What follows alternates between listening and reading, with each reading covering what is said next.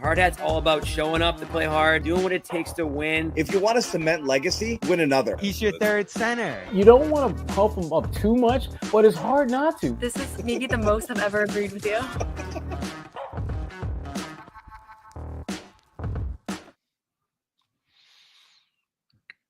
What are we doing, Jimmy? This is a sleep mask game, John. This is why we put on the sleep masks. All right. These types of games. All right, Jimmy, I got to do something. You're solo for 30 seconds. What? Yep. What do you mean? Oh my God, I'm just going to do this for 30 seconds. I'm going to toss the sleep mask on. If anybody watched this game tonight, how many times did you want to look away? How many times did you want to toss this bad boy on and just doze off? Because it felt like the Celtics did just that. The way they came out in that third quarter tonight and gave up, what was it, 14-0 run, something ridiculous like that. Said this before. If you're the Celtics, John, you dictate how the game is being played, not the other way around. And in the first two games, we gave the Celtics credit for being physical and for playing tough and for answering the Magic's physicality and still being able to do their thing.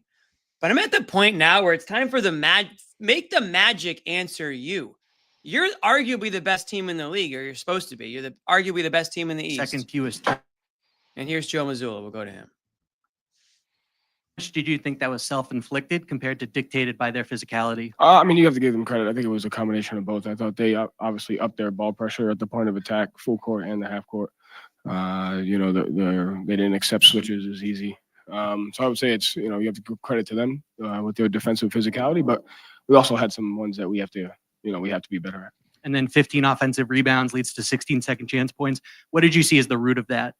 I mean, they were more physical than us on the offensive glass, and so that's 40 points in the margins on the turnovers and second chance points. So we have to be better. And when you don't do those things, it comes down to a lot of refs talk in the chat, John. They were bad. I'm not a ref guy. You want to get him in earlier there. Bad. I had the mask on. Hold on. We had 5 fouls, so we waited until the best possible moment to get him in. And you guys went bigger for a lot of this game. Looking back on it, do you think that was the right move against some of the rebounding and Joe doesn't like it off there? They just at the end of the day we went to multiple different lineups, especially without Drew, one of our guards, we were able to do that. So regardless of who's in, we got to do a better job of rebounding. They did a better job than us on the glass tonight for sure. Joe, the supporting cast was shut down pretty handily. Yeah, theirs was good. I think all their second unit was in the positive. Yeah.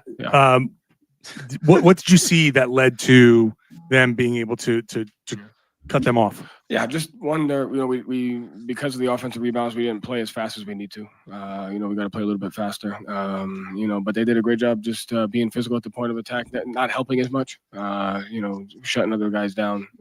They did a good job of helping when necessary, but then not over helping, and that's something that we knew they were going to do, and we just had to be better at that.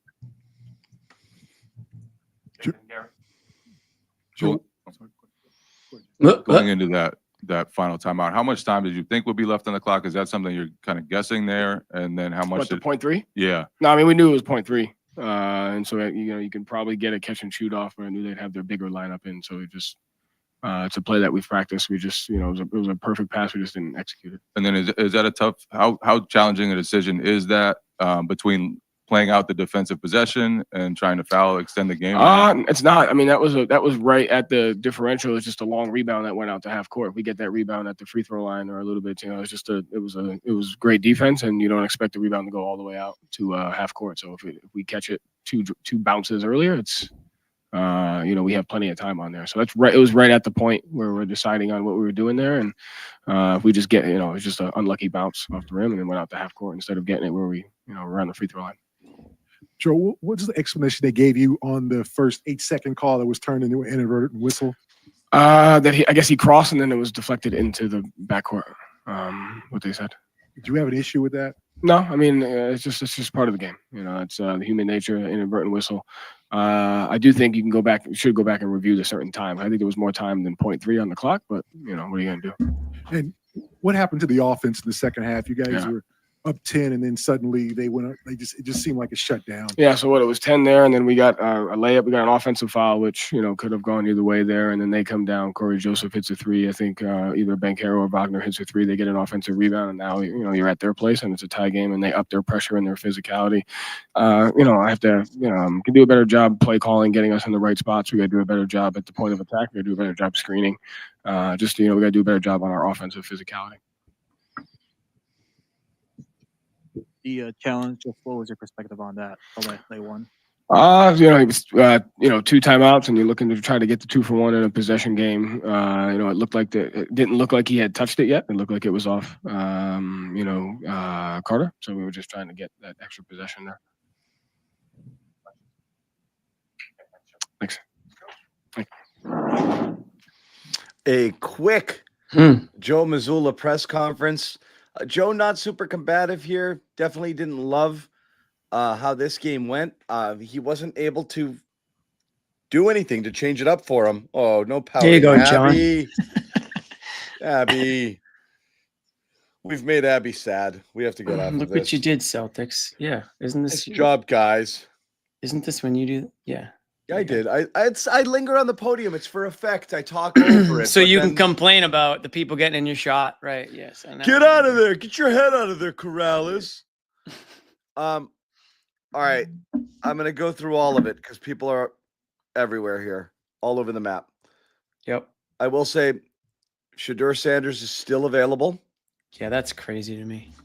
Me and Mel Kiper are not happy right now. which is crazy. There was so much suck tonight, Jimmy. I don't know where to begin. Like, I just want to put this out there so we can all agree that we can agree and then not talk about it. The refs were horrible, horrible. Horrible. And they keep doing it. It's been all playoffs long. It's not just the Celtics. They're letting people get away with stuff a lot. But my God, Orlando commits 5 fouls every single possession, and they just get to do it.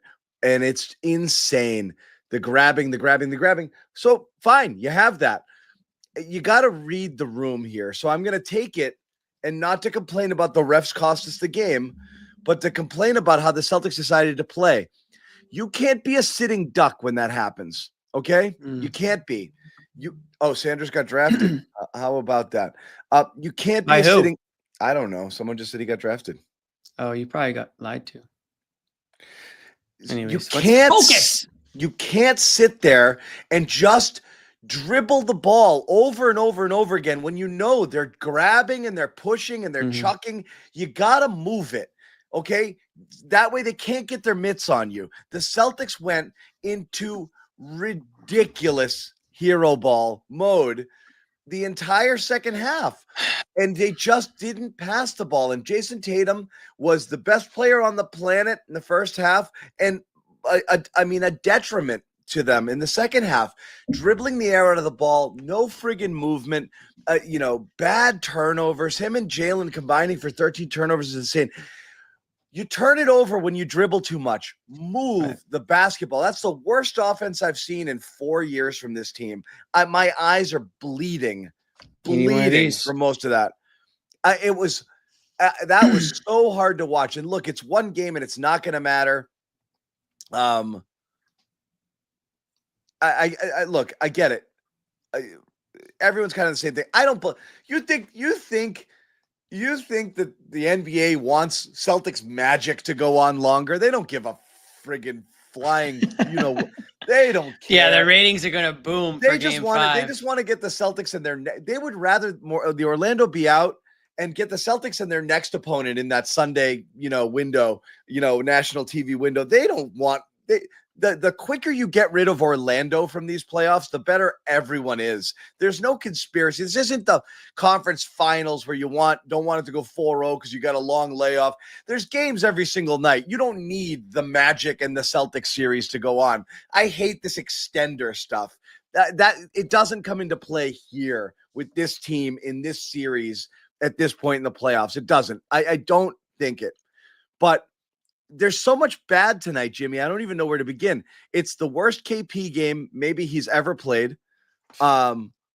You know, the Tatum stuff was brutal. Brown looked physically half of what he looked like the last game, and he entered the game being questionable, which sucked. Holiday missed the game. Hauser's never going to score again. Pritchard was bad. There was just a lot of bad. And so yeah, the Magic kind of affected them a little bit, but the Celtics got a little too cool for school there in the second half. Because they had that great 19-5 run to close the second quarter. They take a 10-point lead. Then they go 7.5 minutes, Jimmy, scoring 4 points in the third quarter. It just can't happen. Well, yeah, and we know And about yes, this is a very astute comment. Hauser can't be on the floor if you're not going to move the ball, because he can't. Otherwise, he's useless. You move the ball to get guys like Hauser open shots, or he's useless. Useless. 100% true. that was one of Noah's points earlier in the year, is that she usually can get a good idea of how the Celtics are How playing the ball's moving by his shots, yeah. by how Hauser gets his shots up. This is the third nothing from Hauser, by the way. This is the third nothing from the bench. Pritchard aside, but Pritchard tonight didn't do anything either. Small, good Cornet stint in the second quarter. Okay, I'll give you that. But Yeah. then Joe tried to force double bigs, and it wasn't working in the second half. Right. But you had Brown in foul trouble, and you're down Holiday, so you were limited a little bit in your lineup choices. I lost you. What? I'm right here. There you go. You just got muted for a second. That's weird. I hope my internet doesn't stink, but we'll figure it out. But Pittsburgh just drafted a running back. Sanders is still on the board. Unbelievable. Keep going. it's too bad. The fix is in. Lost my train of thought because you keep going back to the draft. I'm just in on it. Oh, I'm just the bench. You don't win and lose based on the bench, and we are gonna talk about Tatum and Brown, I'm sure, a ton tonight, as we should. But on a night where you didn't have Holiday, and on a night where clearly Brown's hobbled, Tatum's coming back from an injury, and time a game would tell you what he was like. Nobody on the bench hasn't been able to step up in this series. You had one from Pritchard, but you're gonna have to get more at some point. And tonight would have been a great example of that. Somebody.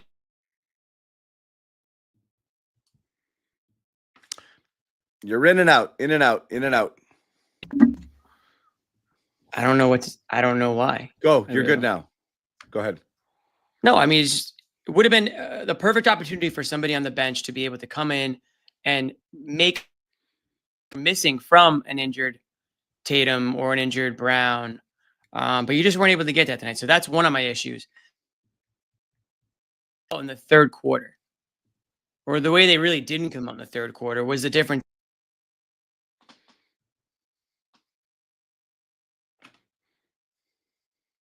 Third quarter.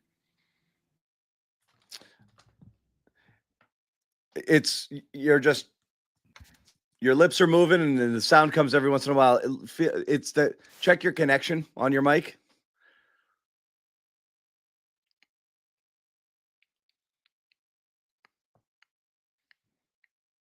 It's really bad. Everything is bad. Can you hear me? Now I can, yeah. You're cutting in and out like crazy though. Nope, you're gone. Why don't you say goodbye, and I'll hang out with the chat for a little bit and see if you can power back up and figure it out.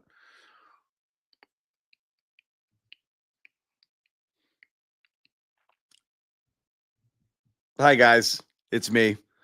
Should we go hang out in the Patriots room for a little bit and see what's going on over there? The ghost of Josue. Cancel the show. Cancel it. I'm furious. I'll ask everybody in the chat here, and Bailey, you can put up a poll here. What is the what bugged you most tonight? Officiating, Tatum's play. What else is in play? The bench. Give me a fourth one.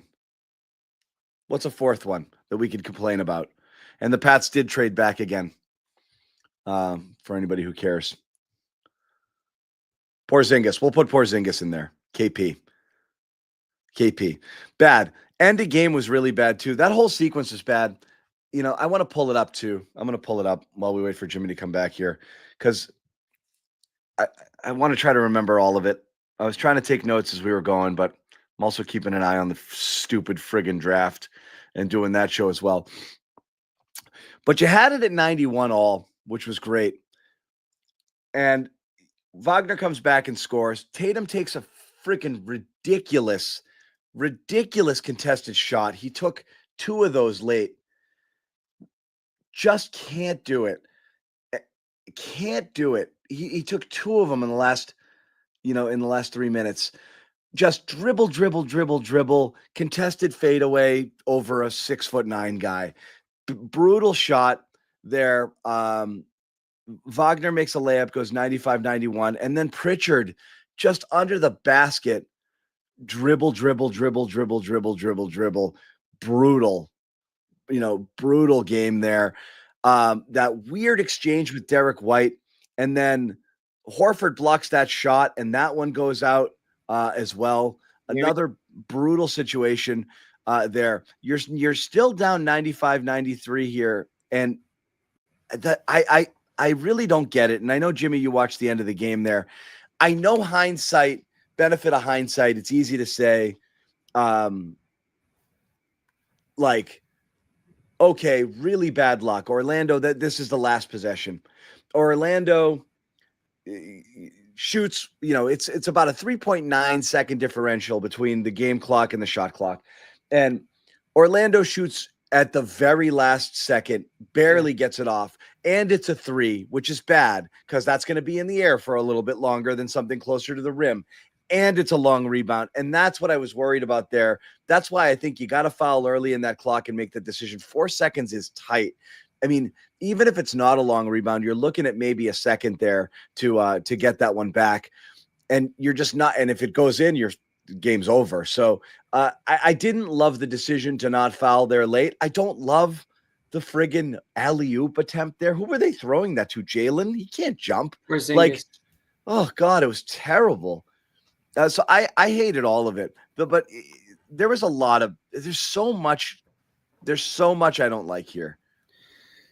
So going back to the Magic's last possession, it's hard for me to say that it was the bad call, that it was the wrong call. And I thought Mazzulla explained it pretty well. The only thing different you could have done is been in a better position for a long rebound. If you know that it's going to be a long shot, which clearly it was at some point, they couldn't move the ball any closer. Maybe guys are in a better position to grab that long rebound. And Joe kept Jaylen out way too long. That was the last thing I wanted to talk about at the end of the game. Go ahead. Yeah, he did. But again, you get into the foul game. There's a good chance you're going to hit 2 free throws, and then now you're really out of time, right? So I don't hate it. I think they got unlucky with the way the ball bounced. They tried to call a timeout as soon as they could. They maybe lost a few more milliseconds there. I agree with you. I don't love the lob play at the rim.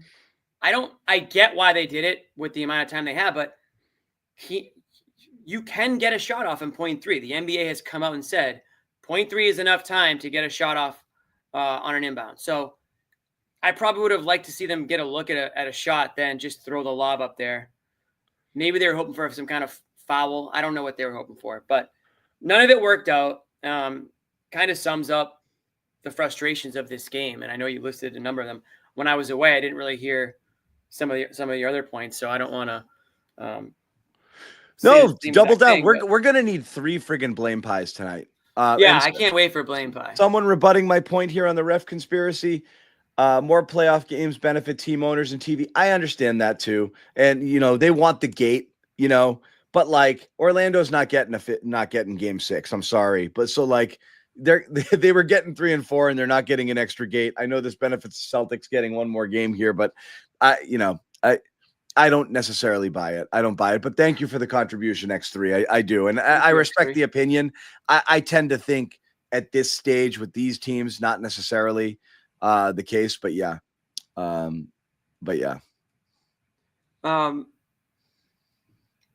What was I saying before you went there? Sorry, I saw this. We have some super chats stacking up, and I wanted to get to a couple of them. Yeah, that's fine. I appreciate I'll throw a couple else out there. Jackson Foot throwing it out here. Is it worth discussing swapping Hauser minutes for Shireman or Craig? Craig, no.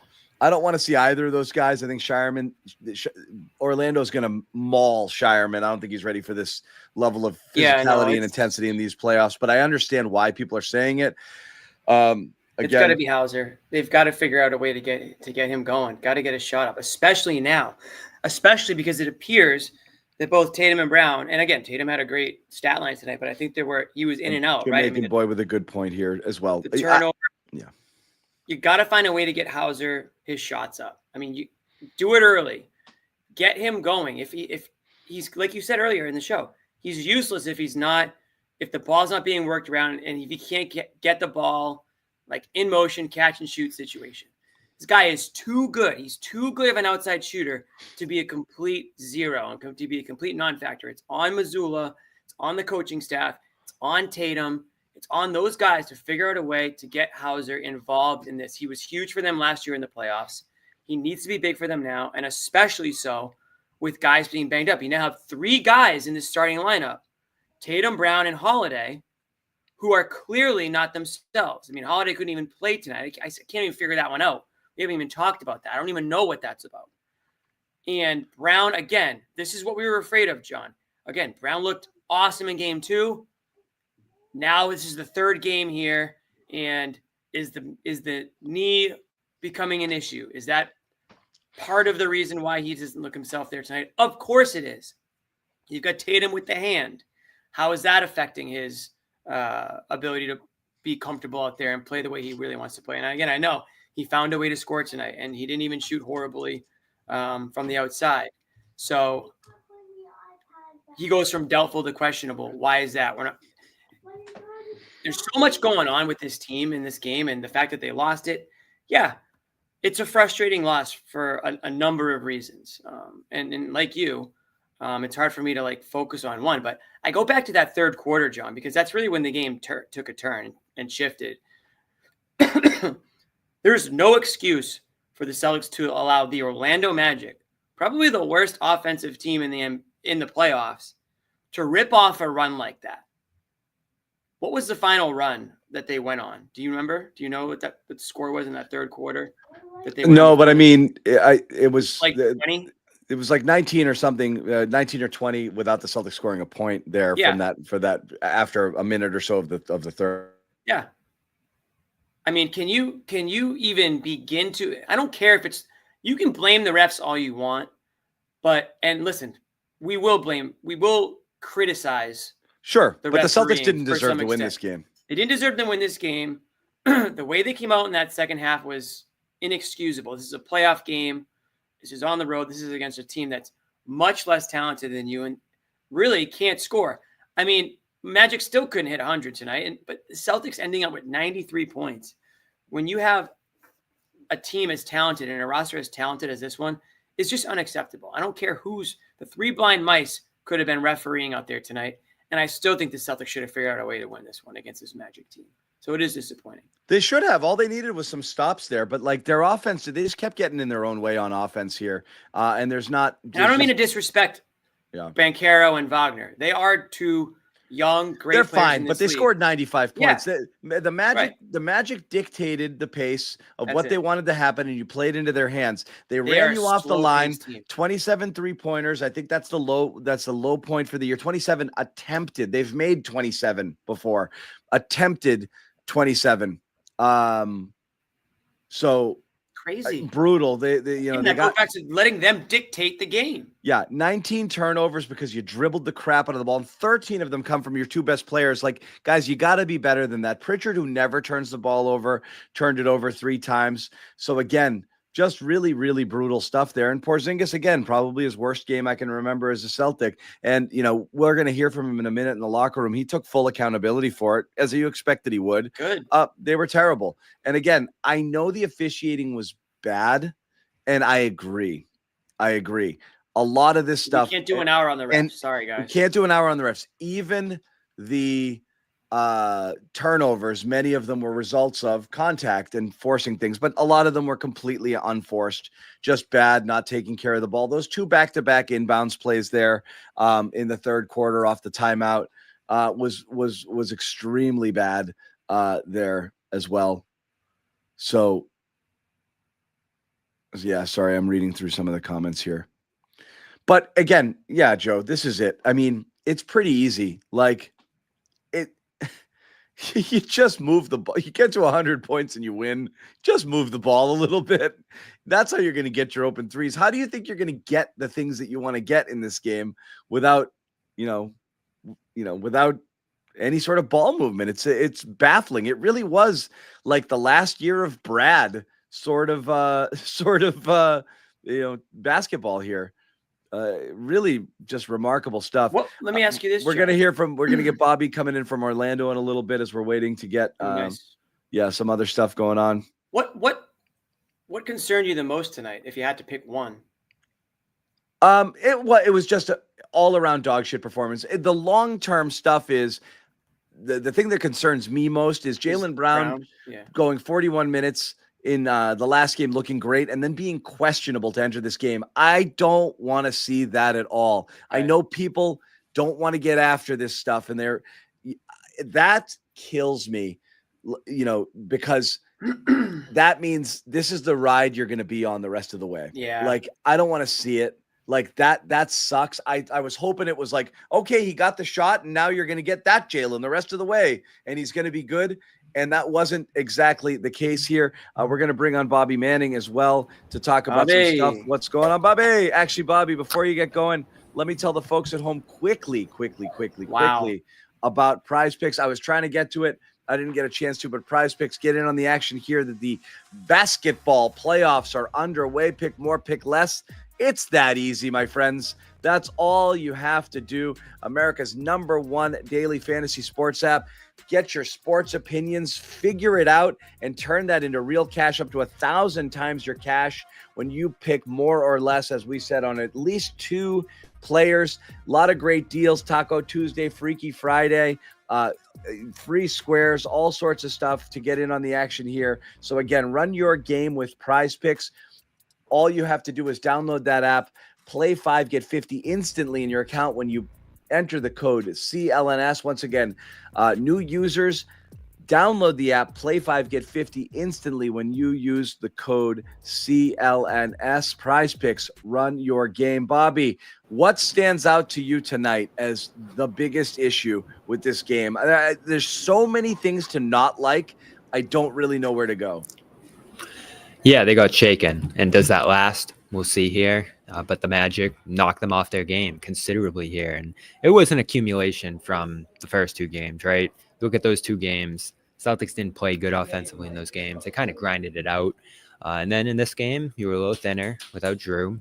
Of course, you had no Tatum last game and still got by here. But with some Magic role guys getting going, with their pace picking up and the amount of turnovers that you committed in this one, it all amounted into it actually being an impactful Magic approach. So you put some of it on the Celtics, sloppy stuff in this one. You turn it over nearly 20 times, you're going to lose a game. And we said that throughout the course of this game, John. It was close. They had a chance to win it for pretty much the entire night, and they threw away way too many possessions. And that's why you don't shoot the amount of threes that you normally do. That's why you're giving up transition buckets. That's why you're fouling while you're trying to defend those transition plays. And it's the one thing Joe talks about all the time, right? As long as we don't turn over the ball, we're gonna have a pretty good chance to win games. And this was the most turnovers since December 23rd here in this building. They've lost every game in this building going back to 2022. It's a bit of a house of horrors, this team. I told you guys, it's a really bad matchup for Boston. It's a really bad matchup. They're still going to win this in 5 is. games, even playing like No, shit not. and being. It's Bobby, gonna go what 6, John. Bobby, what I said is what's happening. They're going to win in 5, and it's going to be annoying, as every game has been, and they're going to lose a really annoying game, which is what they did tonight. You're not going to go back to Orlando after this one. I guarantee it. Do you know how healthy they're going to be the rest of the way in this series? It doesn't matter. You didn't, when you picked Magic in 6th, you didn't know that Holiday was going to be hurt. You didn't know that Tatum was going to be hurt.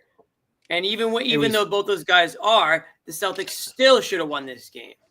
So you still were off. You can't do worse than the Celtics did tonight. And this game doesn't, put it this way. I'm going to rail on because I'm annoyed because it was an annoying game to watch, but I'm this worried, next to zero worried about this series and this team and this game. This was just an annoying game, and they couldn't have been more know how you feel bothered. that They way. couldn't have played worse. Orlando couldn't have gotten more of what they wanted here. You were missing a player, and Orlando got away with committing about 75,000 fouls Maybe again. that's going to continue to happen. Maybe, and you still had a chance to win the game. I mean, if this is what Orlando can do, that's going to rattle them, the series is over. I'm not concerned at all about this, and neither should the Celtics be, and neither should Celtics fans personally. But John, there was a it's not lot about to being not like concerned. about it. Yeah.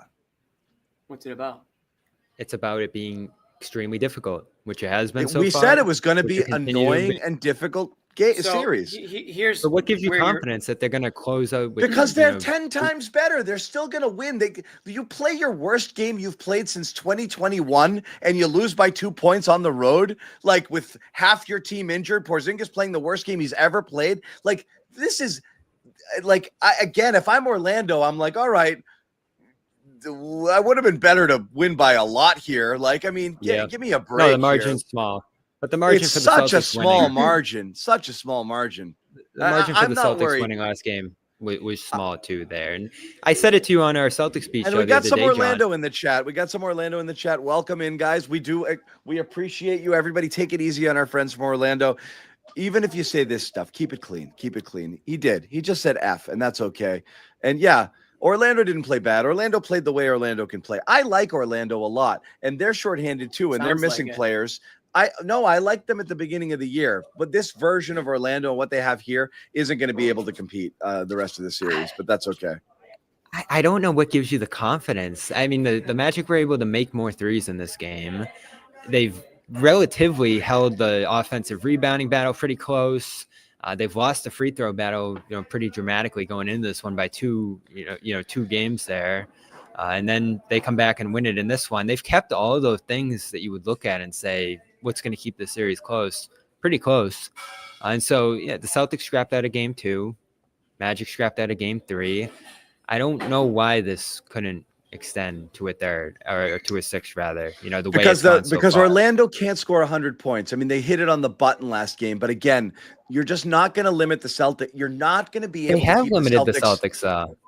but not that far down. That's kind of the point, Bobby. It's just they just simply lack the firepower to be able to go there. And yeah, John, look, I respect your opinion, Bobby. I just disagree with it. Like this The is only thing Bobby has exactly going what for I him would thought. Yeah, go ahead, Jimmy. I mean, is just stack up the injuries performances right now for the Jimmy, Celtics. Stack up the performances in what capacity? on the Celtics side. The amount of guys who have struggled in more games Right. than not Right. in this Well, series. So the bench has been a non-factor. You had one Pritchard game, but other than that, your guy Luke had like one stint in this game that he was effective. He's been a no-show. Hauser, another no-show. This bench is all of a sudden non-existent. Hauser Now the has problem, 0 points in 3 games. and I said this earlier on the show, Bobby, that's unacceptable. If you're Joe Mazzulla, if you're Jayson Tatum, whoever you are, Hauser's too important to that second unit to be a 0. He was huge for you last year in the playoffs. He's one of the best outside shooters in the NBA. And you can't get him looks. You can't get him open shots. That's unacceptable at this stage of we're in the playoffs now. So that's one thing. The other thing, John, I think you're being Bobby, we just lost. Oop. I think John is forgetting that this is not a fully functional, ripping and roaring Celtics team at the moment, John. The only way this Celtics team could lose is if they got hit, if they got hit with the injury bug.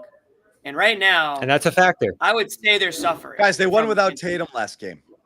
I mean, what They are we did. talking about here? They did, okay, and then they lost with him banged up tonight, and they lost with Jaylen Brown, who looked banged up tonight, and they lost with Drew Holiday, who was out tonight. Why are you so sure that all those 3 things can't be true? It's simply in 2 because days, 2 days. Orlando's down 2 players, so they themselves are already limited, and they just simply lack the firepower with what's left. That's it. It's not a I'm not not picking the Magic disrespectful to to win the series. Orlando. I I'm not like picking- Orlando. I I'm not really picking do. the Magic to win the series. Yeah. But I'm simply saying that this has become a much more difficult, in Bobby's defense, series. I think Bobby was wrong to assume a fully healthy Celtics team was going to struggle. But I think now, with the way things are shaking up That's here, fair. Tatum got hurt.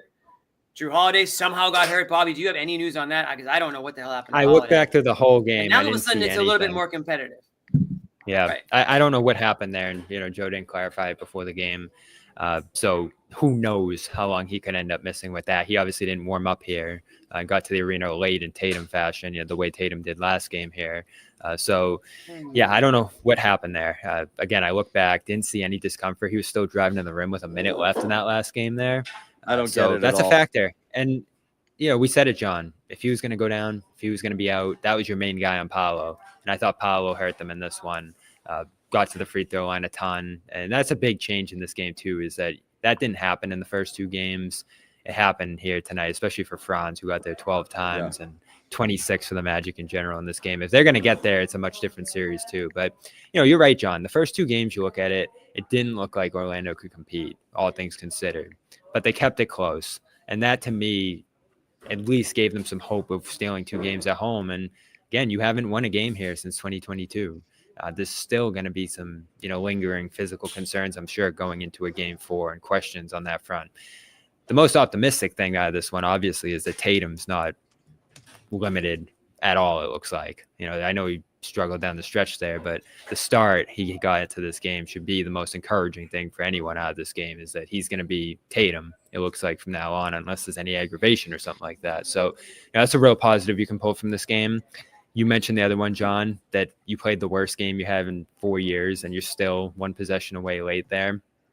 But I think they've consistently made Boston's offense look miles from what it usually is, right? They're not getting the threes up. They're not able to get the all-around performances from the outside contributors that they usually are there. And they just end up playing a lot of one-on-one, John. They've been drawn into that. It's great it's brutal when it's working, but by and large, it hasn't worked for them in this one. And so, listen, the biggest strength Boston still has going for it, John, is their defense is great. And it's going up against a bad offense. So those combinations are going to make you win this series. But I think the Magic's ability to make the Celtics look bad on offense is going to keep this series close from this point on. And next game's a huge swing game, right? Probably be a similar one to this one. And then if you're up 3-1 going home, you're probably closing that thing out. But you go home 2-2, you got a real series here. I would like to report some breaking news that Jalen Milroe just went to the Seattle Seahawks. Shadur Sanders is still available as we continue to trickle down here. How good? Yeah. Into this draft. It's freaking unreal. Yeah. I mean, Lamar Crazy. Jackson slid, So, but this is did you next guys- level. Did you guys hit on the big thing out of this one? Depends. Is that like a criticism? I'm just curious. I thought the biggest the- thing, and I'll give Noah Give us credit a for this hint. because Give she us a said it hint. to me Give us right a when, hint. what happened late. Well, I ran through the whole late scenario. I'm curious which part of the late scenario bothered you the most. The not fouling. JB Jaylen. not playing. Oh, Jaylen. Bobby, let me ask you a question because I'm so glad you asked the question. Like, I'll I'm not give saying Noah you- credit for that one too because she said it to me right when we came off the court. but I'm not saying like of you to you do should have followed, but somebody's got to follow there, like because you asked I the botched question. the follow. I'm so bad with the follows. No, right. Don't ask your next question. Ask the Right. follow to the first question that didn't get answered properly. And I'm not didn't giving you answer it, did report. I'm not giving you No, reporting no, you're right. full on tips here, but I wanted to know that. I'm glad you asked. It's like, why didn't he play? He had 5 fouls. We all know that. Still, why didn't he play? Right. Like, Okay. and Yeah, that's kind of what he's got 6 to work with. Right. I was we know asking that in a but like, roundabout way, how right? much of an impact can he make when you put him in with 30 seconds left? I don't Yeah, know what are you they saving him expected. for? They had 1 possession left, and it ended up being that little white We running have one transition, position. take the 2 down Nobody 4, does yeah. that. A guy has 5 fouls. You rip the Band-Aid off and you bring him in. You don't take him out with They 4 had an minutes. opportunity with 3 minutes left on the challenge. I was stunned that they didn't bring him in there. So that's some stupid shit. Yeah, we talked about And that. that's- That's been his philosophy, right? To let guys play through it. I feel like that's been the team's philosophy through a couple coaches now. I feel like, especially in a big spot like that, if he fouls out, he fouls out. You took him out of the game as the coach. So that one didn't make sense, especially with Porzingis is limited. And that's where Noah and I disagreed when we were talking about it. She thought they should have pulled Porzingis. I would have kept him out there and pulled Pritchard, who didn't do anything in this game. But there were cases in both directions, and that's why I was getting at in the second Everyone question was there. bad. They stayed bigger, there with Porzingis and Horford, and they were big the whole game. They did some Cornet Porzingis stuff. Horford wasn't great in this game. He was out there for most of the night. And, I'll give Joe this. Drew being out's a big factor there as you're shuffling lineups and stuff. But when you're down a starter, three guards take when a Pritchard's second. ineffective, or double big, when nobody's effective. But either way, in that scenario, Brown's going to be out there. I mean, you're missing one starter That's in this the game. lock. And you took the second starter off the floor. Yeah, that's the lock. We talked about Porzingis. It was a mistake. As bad a game as he's played in Boston, as bad a healthy game as he's played in Boston, really, really, really brutal stuff. Bobby caught up with him in the locker room. We're going to listen to some of that right here. Actually, it looks like we're going to have someone at the podium right now, John. We are? Yeah. Oh, really? Movement? I saw an shadows? Arm. I saw an arm. Shadows and dust. Let's go to it. Good call, Bobby. Jason, what went into today with your wrist and the development and being able to play? Just dealing with pain tolerance. Just the treatment and stuff has been progressing every day, and felt like I could try to go out there and play. How did it feel out there? And at one point, you had a celebration grabbing your wrist as well. You felt okay? I was out there, so I was dealing with it. It was cool.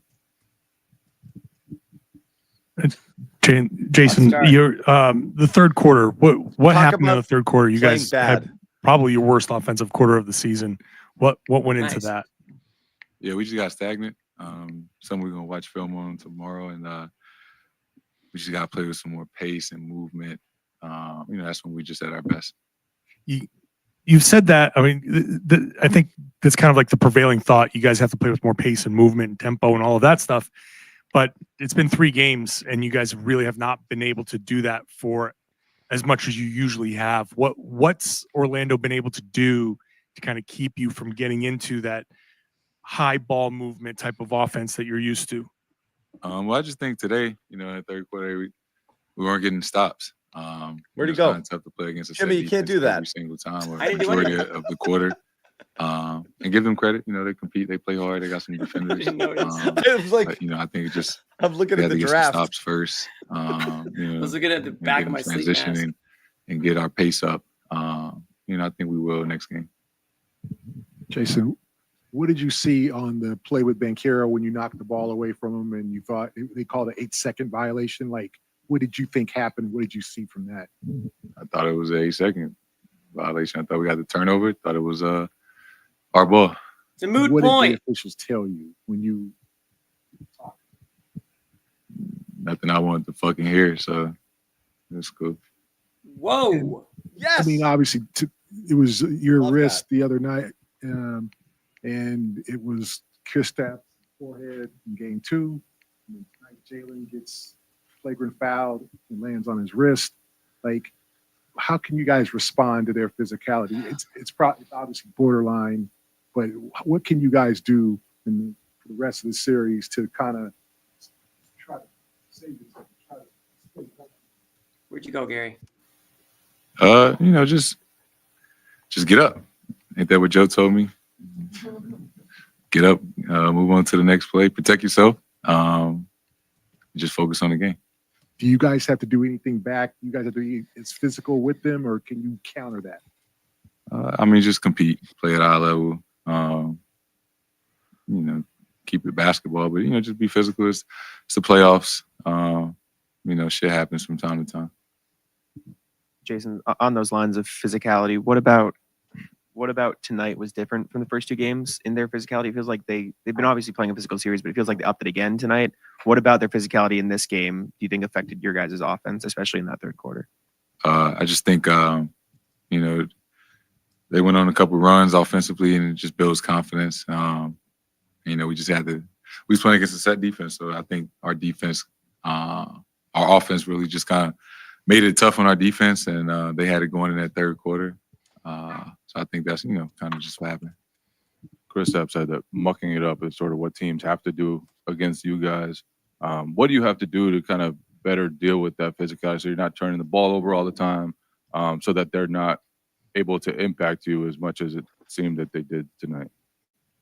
I said it earlier. We got to get stops. We play in transition. use our speed to our advantage. Just get some more movement off ball, things like that. And you brought up the get up thing. What did you think of that from Joe? And kind of what was your reaction to that? Obviously, it's kind of just Joe being Joe, but what was your reaction to that? I wasn't tripping. I wanted to get up. That shit was just a lot worse than Joe thought it was. But it's cool. We move on and just get ready for the next game. Jayson, what can you say about the performance of Franz tonight and then those 2 baskets clutch down the stretch that he had on KP? He made some shots. I don't really focus on the other team right now. It's just what can we do to get better and prepare for the next game. Jayson Tatum, appropriately salty, I will say, there. Mm-hmm. In this post-game press conference. Didn't like the 8-second call, though it did look like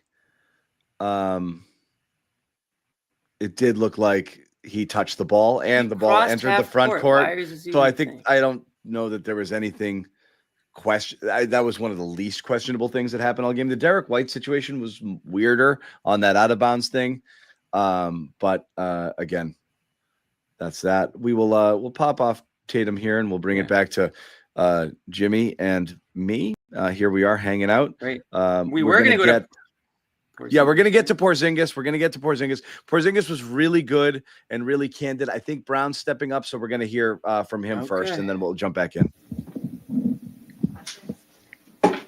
Pats are on the clock also. Jaylen, they've obviously played a very physical series, but it feels like they upped it again tonight. What about their physicality do you think changed in this game, and how did it affect you guys?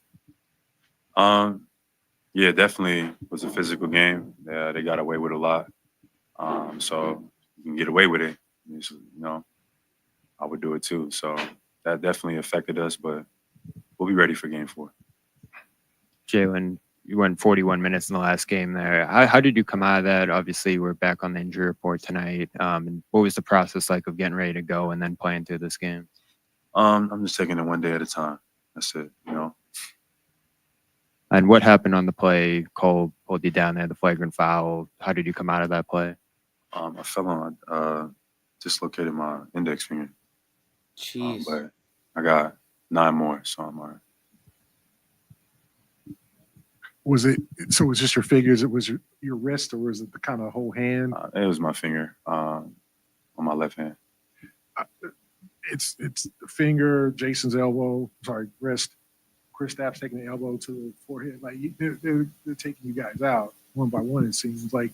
What can you guys do to respond to that, and not without crossing the line? I mean, I don't know. It might be a fight breakout or something because it's starting to feel like it's not even basketball, and the refs is not controlling the environment at all. So it is what it is. If we want to fight it, out, we can do that. We can fight to go to the second round. You guys had the second fewest turnovers in the regular season tonight, 21, that led to 26 points for them. How much did you think it was self-inflicted compared to dictated by their physicality? It was all, I give credit to them. It was all their physicality and stuff. You can't call every foul. I had some turnovers. I had 2 offensive fouls in the third quarter that, I disagree with, but that added to it, and a kickball violation as well. But, my team needs me to take care of the basketball. The team needs JT to take care of the basketball.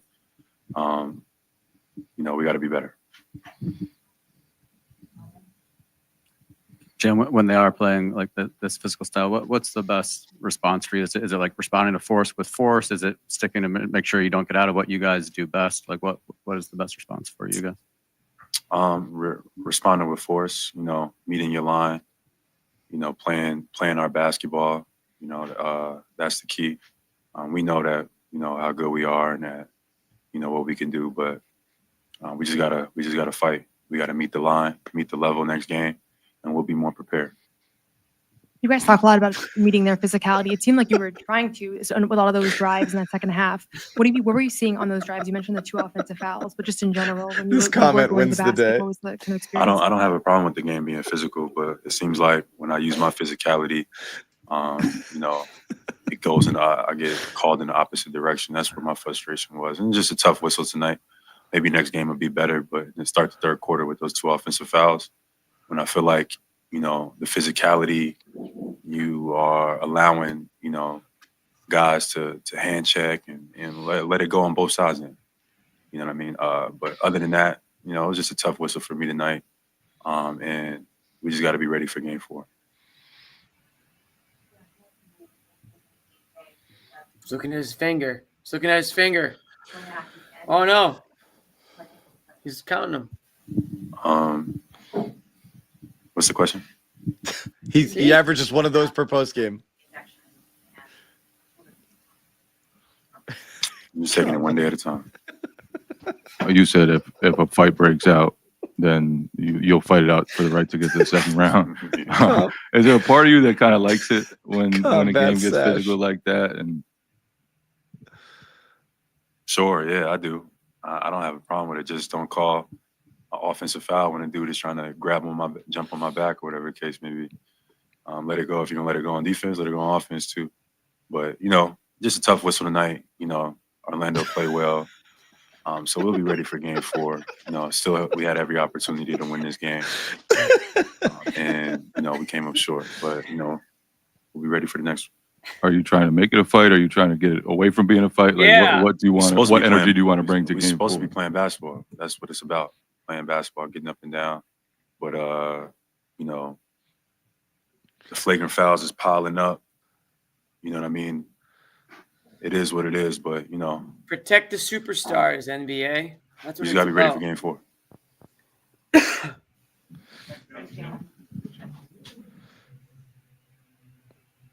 He wanted to keep talking. Why'd you guys end that? He's salty. He wants to talk. The fighting, the combat sash. That's never gonna. It's gonna kill me. That got you good.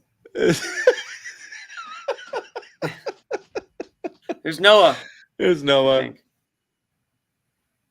She looks ready to fight. Hi, Noah. Yeah. Noah, get on the show. Noah. She just put on her combat. Can you hear us?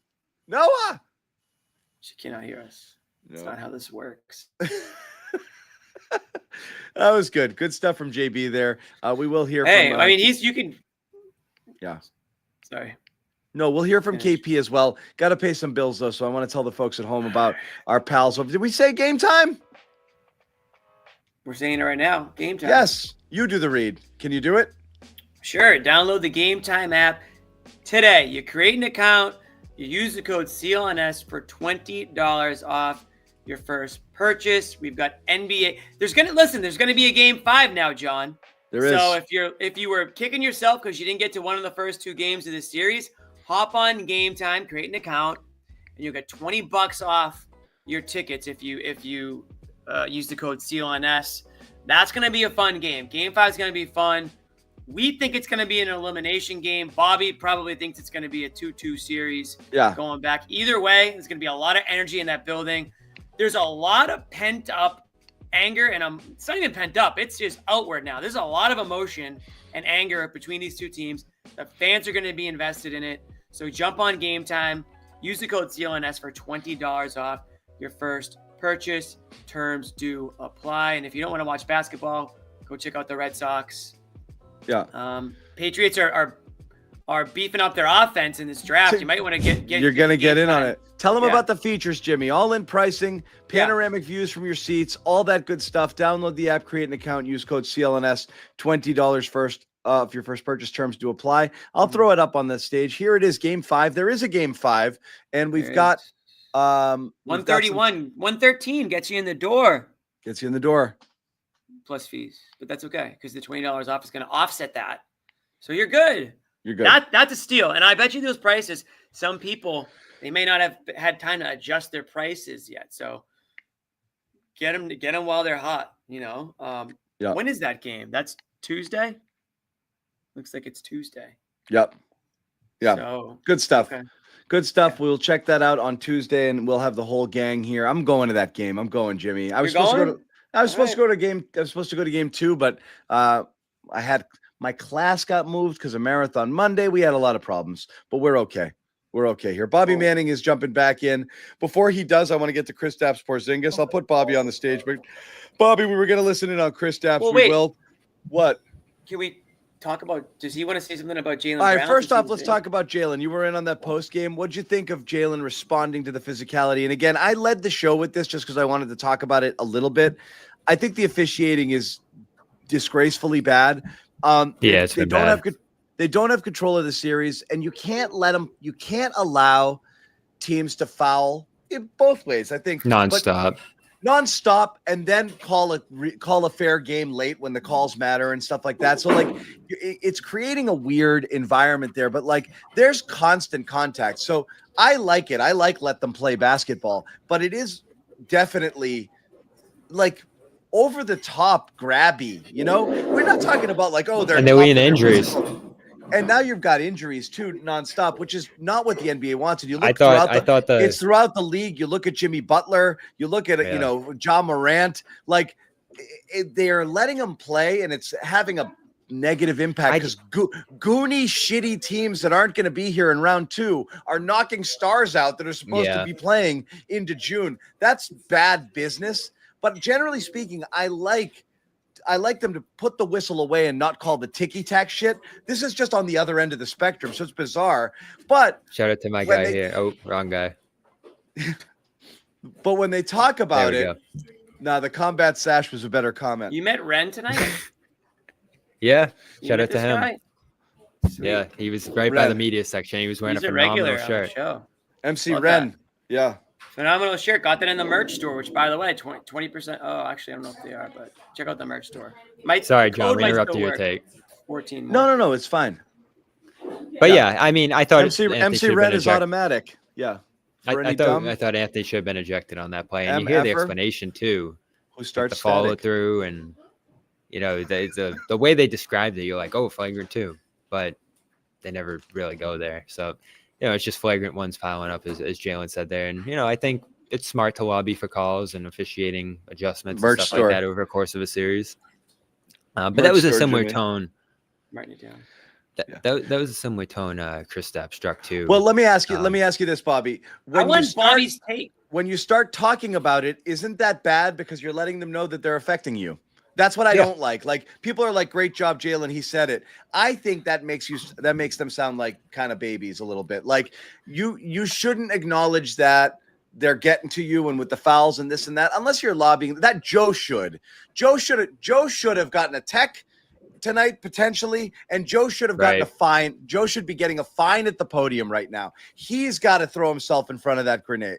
Like he has to toss himself on it. Don't let the players go out there and say that stuff. If I'm Joe Mazzulla, I'm out there and I would have gotten my money's worth tonight and absolutely gone off on the officiating just to get it out there and mention it's a real thing, and we've noticed. Joe's a tough guy. He doesn't want to do it, but now you're left with Jaylen having He's wanted them to get up, like that. right? Yeah. He's saying get up. Yeah. Right. So I guess the line there is that you can advocate for more calls, and that often works. To say it. I want Joe to say it for him. That's all. I don't really care who says it if it's impactful. And the problem is that they're getting a lot of free throws. They're getting a lot of foul calls. So do they want someone to get ejected? Maybe that's, what this could lead to, but that's a long shot if they're not going to eject Anthony for what he did there. And I thought they should have in that moment. But you're getting the flagrant ones. You're getting a lot of free throws. So, what did Cole Anthony say after the KCP stuff? We get them complaining. That obviously didn't work going into game 2. But I'm sure that's how they're going to feel going into game 3. They're doing this intentionally, right? It's the way they narrow the talent gap here. And it has worked. And Kristaps, rather than lobbying for calls or whatever we're talking about right now, said we have to do that. We should foul every time. We should try to get away with stuff. That was a big message of his presser there. I don't think you guys have played it yet, have you? We can. It was pretty good. It was worth a watch. Here he is. With inbounds with 0.3 seconds left. Yeah, I mean, we only had the option to tap it in, and just didn't really. I couldn't even get off the ground on that one to try to tap it in. So I don't know. I have to see the replay, but we had options to catch this game a little bit, but we just didn't play up to our level, and myself especially. So it stings. It stings real bad. How were they able to limit you tonight? Yeah, they're being aggressive, being handsy. Just creating a little bit of chaos, and some of my shots and some of my opportunities, maybe they make me rush just a tiny bit, and they get that little advantage, and some of the shots don't go in, and that creates the result. There's been a lot of talk about physicality in the series, and they seem to be at a little bit higher level. How do you guys respond to that? Is it with more force? Is it finding other ways to do you guys do better? Like, what's the way you can combat that successfully? No, yeah, we have to also bring our game and our physicality. That's what teams need to do, and to compete with us. And tonight they got us tonight, but we'll bounce back. What led to the third quarter and the struggles? Yeah, we just got off to a bad start, honestly, and they again, I have to rewatch it, but they just pulled away. They just pulled away, and we expected to make our run, and they did a good job of stopping us. So just wasn't a good rhythm game for us. I felt like we just couldn't really have a good offensive rhythm like we used to. Some of it is them doing a good job for sure, but some of it is just on us to do what we do better. How impactful is the way they're able to take away threes from you guys? You guys obviously always have a lot of threes in this series. You're not going to be taking as many, it looks like. What's the impact of that on you guys? Oh, they're definitely running us off very aggressively. We have to be smart about it. Some of them, still good looks, and we have to take them. But some of them is, let them fly by and then make the next play. So, you got to find that balance, but they're definitely, on the higher end of aggressiveness, closing out, so we have to make them pay for it. How difficult has it been for you to find a shooting rhythm? I don't think you've hit a three yet. No, it's my shots are feeling a little janky right now. I'm not gonna lie, but I have to keep shooting. What else I'm gonna do? I'm gonna keep shooting, and but it's things, man. This game, I have to take accountability. Like I played like shit, and we still had opportunities to win, So for sure, we'll get together again and correct some of our mistakes, and we'll bounce back. Franz kind of sought out switches against you, two of those last three layups. How do you kind of approach that matchup, and what can you do in that situation? I felt he hit some tough ones all game long, going to his right, but that's what he does best, and that second one too, I think, was pretty tough. So yeah, we know he wants to get it right. We know what he wants to do. Again, I just half a step quicker here, and maybe I'll block it. So I just got to be better. How do you guys, as a team, find a rhythm when there's whistles on, every other play? Yeah, that's the battle that we're facing. Yes, whistle, sometimes no whistle. We just have to play through all of these chaotic moments within the game. That's the game. That's the game. But we've seen it already before, and tonight they got us. They got one. So again, we regroup. They got one, Bobby. We come back. You said that's how teams have to play against you guys. What did you see them do to try to muck it up, to try to make the game a little uglier than you guys are used to? Just borderline fouling. That's what it is. Borderline fouling and fouling. And some of it they call it, of course, and some of it they don't, and that's how it's going to be. We have to accept the reality, and also we can use that. It's not that there's only one way; it's both ways, So we also have to, for sure, we get away with some stuff that they're scratching their heads, So it's just how the game is right now. It is a pretty big difference, from regular seasons. You have to make that adjustment as a player and not expect anything, and just go out there and play through contact, play through everything. Do you feel any lingering effects from the shot to the head? Oh, sorry. I cut off the last question. So Porzingis, tough game, good accountability there. And look, good one there. They asked him if the cut was affecting him, and he said it looked like it, huh? Yeah. You delivered it better. But so again, I like that. you got to acknowledge the physicality. I still think that, again, rather than talk about the refs, and why did they win game 2, Bobby? Like, they got physical, they played tougher. They embraced it on their own end. And in this game, they let the Magic take out of the rhythm. That's the number one thing. I mean, like we talked about Ime, that was Ime's philosophy when he's here, and it's still Ime's philosophy over in Houston. Make them call it. And then if they don't, amp it up, start at a 9. If they don't call it, go to a 10, go to an 11. It doesn't matter. Just keep pressing until they call it, and make you stop. But otherwise, beat the shit out of them. And Right. that's how it's going to be. And they don't so want to really- foul, right? Yeah. That's been their approach. They don't want to foul, so they're leaning away from that defensively. So the Celtics don't do that, and they don't want to do that.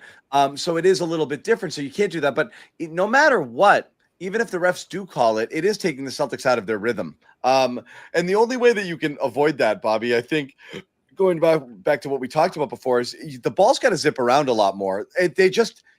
The amount of times they got things going late in the clock, when you've got guys who are going to put hands all over you, that's a recipe for disaster. That's how Tatum ended up with a lot of contested fadeaway shots, because he was just getting pushed out of the thing. You're going into the lane. Shots in traffic. Yeah, just that's going to result in bad shots because you're not getting calls. They're letting them bump you. They're letting them knock you off course, and you're always going to end up with the type of shot they want you to take if that's what you want to do. So you can't play into their hands both ways. You have to do something, and the only way it changes is you got to embrace movement, zip the ball around, and they just stopped doing that the entire second half. Yeah, I saw one 3-pass possession all game. I'd have to look back, but I only saw one of those that I can remember. So, yeah, they got out of their element. They didn't. This is one of those games, John, in 2021, 2022, where they're just out of control, turning it over like crazy, frazzled at times. It's been a long time since we've seen them look like that, Jimmy. Agreed. And if we could, I wanted to get more of your take on, because you brought up Jaylen right off the bat when you came on the show, and I want to know why you think Joe handled Jaylen the way he did at the end of this game, and just your thoughts on some of Jaylen's answers, I guess, after this one. It feels like, is he getting taken out of the game? I don't mean literally taken out of the game, but is he getting caught up in A, his own health, and B, the physicality of Orlando, where he just can't focus on what he does right, what he does well? The physicality for sure. Yeah. You heard him, complain about the calls and this and that. The health, he's pretty adamant not to make an excuse about, right? He doesn't even want to talk about it right now. So that I don't think. Is he thinking about it? He could be. I thought I saw him come up a little lame early after the dunk. I thought he looked like himself in this game, but he struggled. And I thought he pressed a little too much when things got going in a bad direction there. Why wouldn't he play late in the game? I mean, obviously the 5 fouls, but I mean, I wish I asked him. Was it health? Could that have been a factor? I don't know. Joe obviously didn't answer it, right? Because he got paralyzed. Because he wasn't playing. He made a mistake. No, Joe. Oh, Joe. Joe just, I think, just had a senior moment. He waited too long on it. I'm not sure exactly what he wanted to do there. It doesn't. An opportunity, maybe. Yeah. I don't know what you're seeing out of that lineup that you had out there that you would think in any world, even if Brown was not playing well or limited, which again, even if he was not nearly enough so to not clearly be someone you needed out there at that time. It made no sense at all. Anyway, we're going to welcome in Noah in just a second here and get a little bit more coverage here on this Game 3 loss to the Orlando Magic. First off, we want to tell you about our partners over at LinkedIn. And as a small business owner, sometimes you don't have the luxury of clocking out early. Business is on your mind all the time, 24/7. So when you're hiring, you need a partner that grinds as hard as you do. And that, of course, is LinkedIn Jobs. We use it all the time here at CLNS Media, and we found several of our best, most qualified employees over the years through LinkedIn. Makes it super easy to post your job for free, share it with your network, get qualified candidates, and again, Find out why 2.5 million small businesses use LinkedIn for hiring today. Find your next great hire on LinkedIn. All you have to do, go to linkedin.com/garden. You get to post your job for free. You can only do that again if you go to linkedin.com/garden and post your job for free. Terms and conditions do apply. But yeah, check out LinkedIn. Super. Obviously, everybody knows what LinkedIn is, but it is key if you are out there looking for somebody and qualified candidates. That's where you're going to find them. LinkedIn.com/garden. Yes. Can we? Bobby's on the move. Can we toss him in? Just see where he's Let's see. walking right now. Bobby Cam. Bobby Cam. He's literally on the move right now. This Yep. is my biggest nightmare when you guys do this. I try not to do it to you, Noah, because I know I know you don't love it. When do we do It this? was This one is the time. first time. It was one time. It was one time, but it was very much like I was just very startled by it. Yeah, I know. Yeah. I know. We won't It's do been it really again. hard to find a spot. I'm in a terrible spot right now, but Looks like no, that's a good spot. I have my computer is on another Oh, chair. there's Brady and Bunch. I'm I forgot this one. Yeah. Brady There we go. Bunch. Noah, welcome in. What a game. Ugh, this game sucked. Let's just leave it on Bobby. Yeah. Oh, look at him. He's gonna sit at center court. Well, power moves only. There are tables there. There was no plug. That's why I had to move. I Oh, wish he's better gonna luck. find that out. Yeah. All right. We'll Maybe go he back. doesn't need a plug. We'll go back to we'll remove Bobby Bobby and Cam. we'll go to us. What's going on, guys? Bobby's getting situated. No, why don't you give us your kind of big takeaways tonight? After her favorite game, this is her least favorite. There was so much not to like here. It's amazing. Oh my And if you God. think you're getting away without a blame, we need 2 blame pies Oh my tonight. God. And you know what? Hope you're You're hungry. gonna see me. You guys are gonna be happy to see this. For the first time since I started covering this team, I'm ready to criticize a coaching decision. Okay, Jaylen Brown. It sounds like a I slice of the was- pie is coming up. Yes, and this is okay. I'll disclaim it in character. I felt like taking Jaylen out in those last 3 minutes was the most infuriating decision that Joe made because one, Kristaps was just such a liability tonight. I'm sorry to say that. He said it himself. Defensively, offensively, nothing was working about him being on the floor in this game. And Jaylen wasn't perfect. He definitely had his share of turnovers Sure. and everything. He didn't have a great game, but he was key in getting them back into it on both ends. And this is not just a Joe thing. This is 28 out of 30 coaches would have probably done the same thing. And they're all wrong, in my opinion, because he effectively fouled out Jaylen instead of the Too referee long. fouling Too long. Jaylen. I don't think a coach waits Yes. that long. You brought him Well- back for the last possession. That's an insane Well, amount of time. he You was- might he bring him was back with lurking 2 there. minutes left. Yeah. He was lurking for like 90 seconds and they were waiting for a dead ball. But Mark Dagnall said this earlier in the year. I think it was Chet Holmgren that had 5 fouls for like the entire last portion of the fourth quarter. And somebody asked him like, why did you not pull him out? And he never fouled out. And he said, I'm not going to foul my player out. The referees are going to foul my player out. But I'm by taking my player out in the most critical part of the game, like I'm fouling him out. And Jaylen effectively was fouled out with 4 minutes to go and he wasn't. And so it's not the only reason they lost. There was a million reasons they lost, but it felt very controllable. And when he came back in, KP had already been isolated twice by France, and he had missed a bunny that he had been missing all night. So it just was like, I'm saying it because I very rarely think that Joe does something wrong, and I very rarely feel like I really wish this one decision had been made differently. Like I usually kind of defer to those guys, but this is the one school of thought that I think really bit them here. And I don't know. I think we might have had a different outcome if Jaylen plays those final 4 minutes because he was making good things happen and Kristaps was not, and he could have been out there. Like he wasn't fouled out. So, it happens. It's not. There's other Whether it things was that went wrong, whether it was but Kristaps or Pritchard. I was excited to have a grievance for you guys. That's why I was going to share.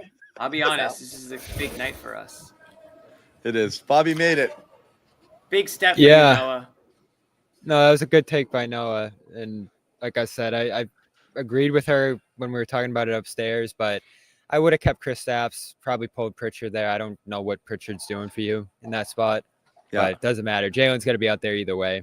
I actually thought, Kristaps, we just heard him, Noah, talking about like the hesitations he had there. There were some moments where he had guys lined up where it looked like he had shots and just didn't follow it through on a shot or waited too long to get a shot off. I know you talked a little bit about that too. I think that, as we're stacking up 3 games here, is my biggest surprise from this series is how ineffective he's been overall. And I know he had the great game too, and that moment there, that wasn't his best game either. Game 1, he was really rough, and this one was pretty bad too, as Noah said there. that's the problem here. And maybe that's just this matchup. But, I wrote about, like, this is his playoff run here. Like, he's the starting center now. He's a big part of what they do. You're going to leave him in a game late because he's your starter. That's just an automatic decision you're going to make there if you're Joe. And he has to come through. And again, tonight he didn't. Yeah, and I like him taking accountability for it. But at some point, he's got to be physical in this series. And I'll give credit to, one of the athletic writers there, Josh Robbins, who I had on the show. When I was talking to him before the series, I was like, Porzingis is going to own this team. Like, they're putting guards on him. He's just going to eat their lunch. Like, you saw him do it during the year. Like, this is an awful matchup for the Magic against Porzingis. And they've owned him. And they are putting guards on him. They are putting smaller players on him. And they're just forcing him into bad shots. And he hasn't been able to physically overpower those guys. And I don't know why. The Magic are just beating them up. And I don't know, whether you want to make excuses with the fouling and this and that. End to end, minute to minute, who's been the more physical team? Who's asserted their will in this series so far? The Celtics had a nice rebounding half, but the Magic have kicked their ass on the boards in large. They've gotten into the Celtics' head physically. They've forced up and down Boston's lineup guys to look nothing like themselves. And John, that's why, like, I don't know how you can sit here and be super confident that the Celtics are going to take care of the series easily. Like, they're getting their ass kicked. Yeah, and they're still, again, they're questionable officiating, a horrible game. I don't care about the refs. You're the best team in the league. Go out there and play. If I'm going to list things, you can't stop me after the first thing, okay? Oh, Yeah, only come on. John. You never interrupt us, Only John. John I'm can cut us off. listing. I'm listing. I got a Only list John of can things. do that. I got Okay. a full list. Bobby, again, could you possibly do worse than the Celtics did tonight? Their worst offensive game. You're going to give Orlando credit for it. Shaky officiating, shaky coaching decisions from Joe Mazzulla, and you're still in a position to win this game on the road, playing about as bad as you can possibly play. Like, I don't know how you leave this thinking like, they're in trouble. You just leave it thinking like, that sucked, and then you They're a move little on to the rattled. next game. Yeah.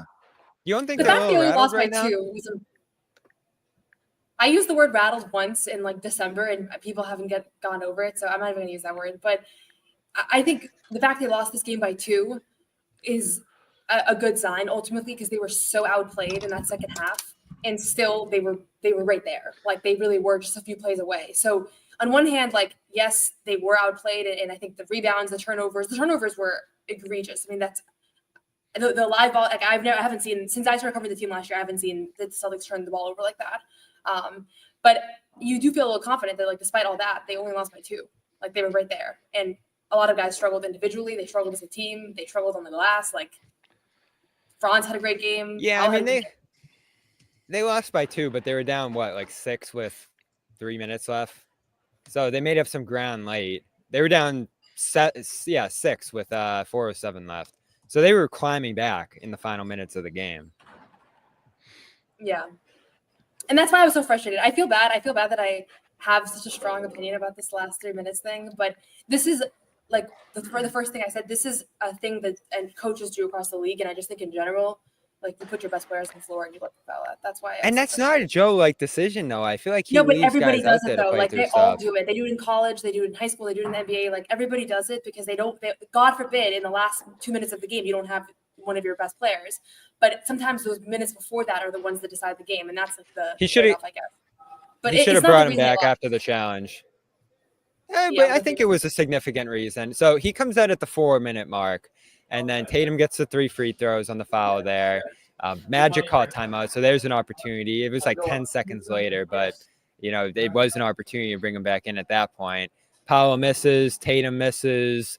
You got that away from the play foul at that point. Paolo misses again, and then at that point, Pritchard's turning it over in the paint. That was a rough play. Tatum took a tough shot from the mid-range. So you're just going through all these opportunities here. At that point, there's 1:30 left. You call timeout. You finally bring him in at that point. And no, there was one possession left for Brown to be available for the rest of that game. And it was that white breakout down 4 where he just took the 2 that the Magic gave him. So in total, Brown wasn't a part of the offense for the final 4 minutes of the game, because the last possession obviously was the, heave lob play with like 0.3 Which left there. Porzingis So definitely got fouled on, by the way. I don't want to do the whole like officiating thing, but I didn't see it in real time. But I you rewatched can't that give a play. foul with 0.3 on that. Now, should You there have been can't 0.3? I that, don't though. know. Looked like he got yanked down.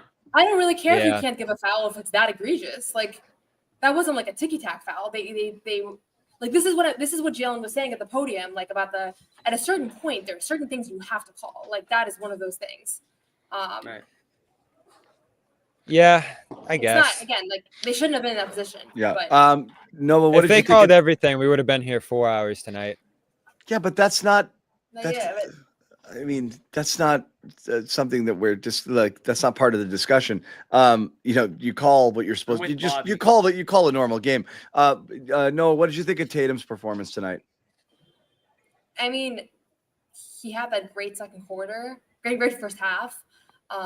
The shooting looked good, generally speaking, but the turnovers were very out of character. Like some of the decision making, I don't know if it's just like the pressure. I honestly, some of it was perplexing to me. Like I couldn't really put my finger on why a couple of times he just passed the KCP or things like that. So, on one hand, 36 points, 9 rebounds, 4 assists. Like that's basically what Jaylen's stat line was in Game 3. But I felt like down the stretch he wasn't able to assert himself the way that he could beforehand. I don't think it's necessarily I don't think it was the wrist. I mean, I know he kind of was. He didn't say much about it post game. He seemed pretty healthy. So I just pause on the game. The biggest takeaway I had from today is that we thought Tatum might be out for a few weeks. I just think we can kind of move on from the Tatum wrist injury as far as I'm concerned. So that's a huge thing. But his game had a lot of ups and downs. Wait a second. Didn't we move on from the Jaylen knee? Yeah, but knees are different. I never feel the same way about a knee. Like a knee injury is always going to come and go, and you need pain injections and things like that. Like if Tatum, I don't see it. Why would Tatum's wrist get worse? Like I don't know. I would be very surprised. I don't It see gets banged up again, maybe. I don't see it either, but I'm moving on from Tatum's wrist.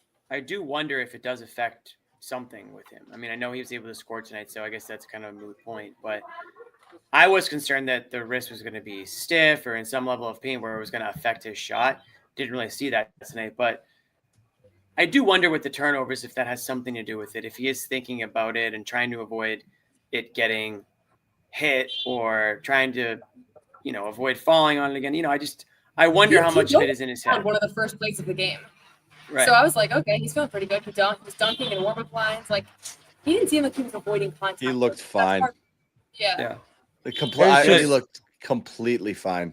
His wrist was probably as connected to turnovers as Porzingis' cut was to his game, as he joked about post-game. It probably wasn't at all. yeah, Okay, I good. feel like at least 2 of those were offensive fouls, right? So Tatum? those weren't sloppy turnovers, Tatum's, but I don't think Tatum had he offensive did fouls. have I think some that was- sloppy, or the travels rather. There were 2 travels in there. Brown had the 2 And a offensive carry. fouls. Yeah. So Which has nothing to do with those, his right wrist. Yeah. Carrying with his left Yeah. hand has, yeah. Those are Noah. That's fair, John. I read wasn't. on- Go ahead, Jimmy. Well, what? Go, because I'm going to change the subject. So No, I was going to say, because Noah mentioned it, I might have been a little quick to move off the Jaylen concern. I wouldn't say I wasn't concerned. I don't think we can move on from any of these injuries. They're still going to be there. But I was really bummed that he appeared on the injury report, because there's no reason to do that unless it starts barking again, which means, I think we have to accept that this might be the roller coaster of the entire postseason. We had, again, in our amateur, we don't know anything about what's going on with his body and nothing about medicine or science, so we're not really qualified to have takes, but a lot of us were like, okay, well, maybe his treatment helped and he'll be good for a little bit, and we'll see if, things wear off later on. One game after playing 41 minutes, which we were so excited about, and looking more athletic and explosive, which we were also excited about, he appears back on the injury report. Noah tweeted it, which the broadcast showed it quickly, but I saw it too. On the dunk, he immediately goes right. One again, neither of his dunks is he getting Jaylen levels over the rim. He's getting over the rim, but not monstrously so. But in this one, when he lands, he kind of bucks a little and he reaches down at his knee. So you knew there was something. He winced a little bit. First Not quarter, great. right? Yep. And so you saw it. It was there. It's clearly a thing. And then again, he answers in the post game. He's doesn't want to talk about it. He's like, it is what it is, which means it is what it is, which is a thing that we're going to have to keep dealing with, monitoring it. But I hate that, like, he was questionable, added to the injury report the day of a game right after playing the best game we've seen him play in a month and a half. So I guess we've seesawed back a little bit with the concern here, right? Yeah, so I'm sure I overreacted in a positive way after game 3, so I'll own up. I did. Yeah. But I'll just say this, just Bobby, to your point about the wrist, knees are always going to be a problem. Like, I was the first person to say in February, like, if he has a knee thing, it's concerning. So we're not going to move on from it because it's impacting the way that he can jump.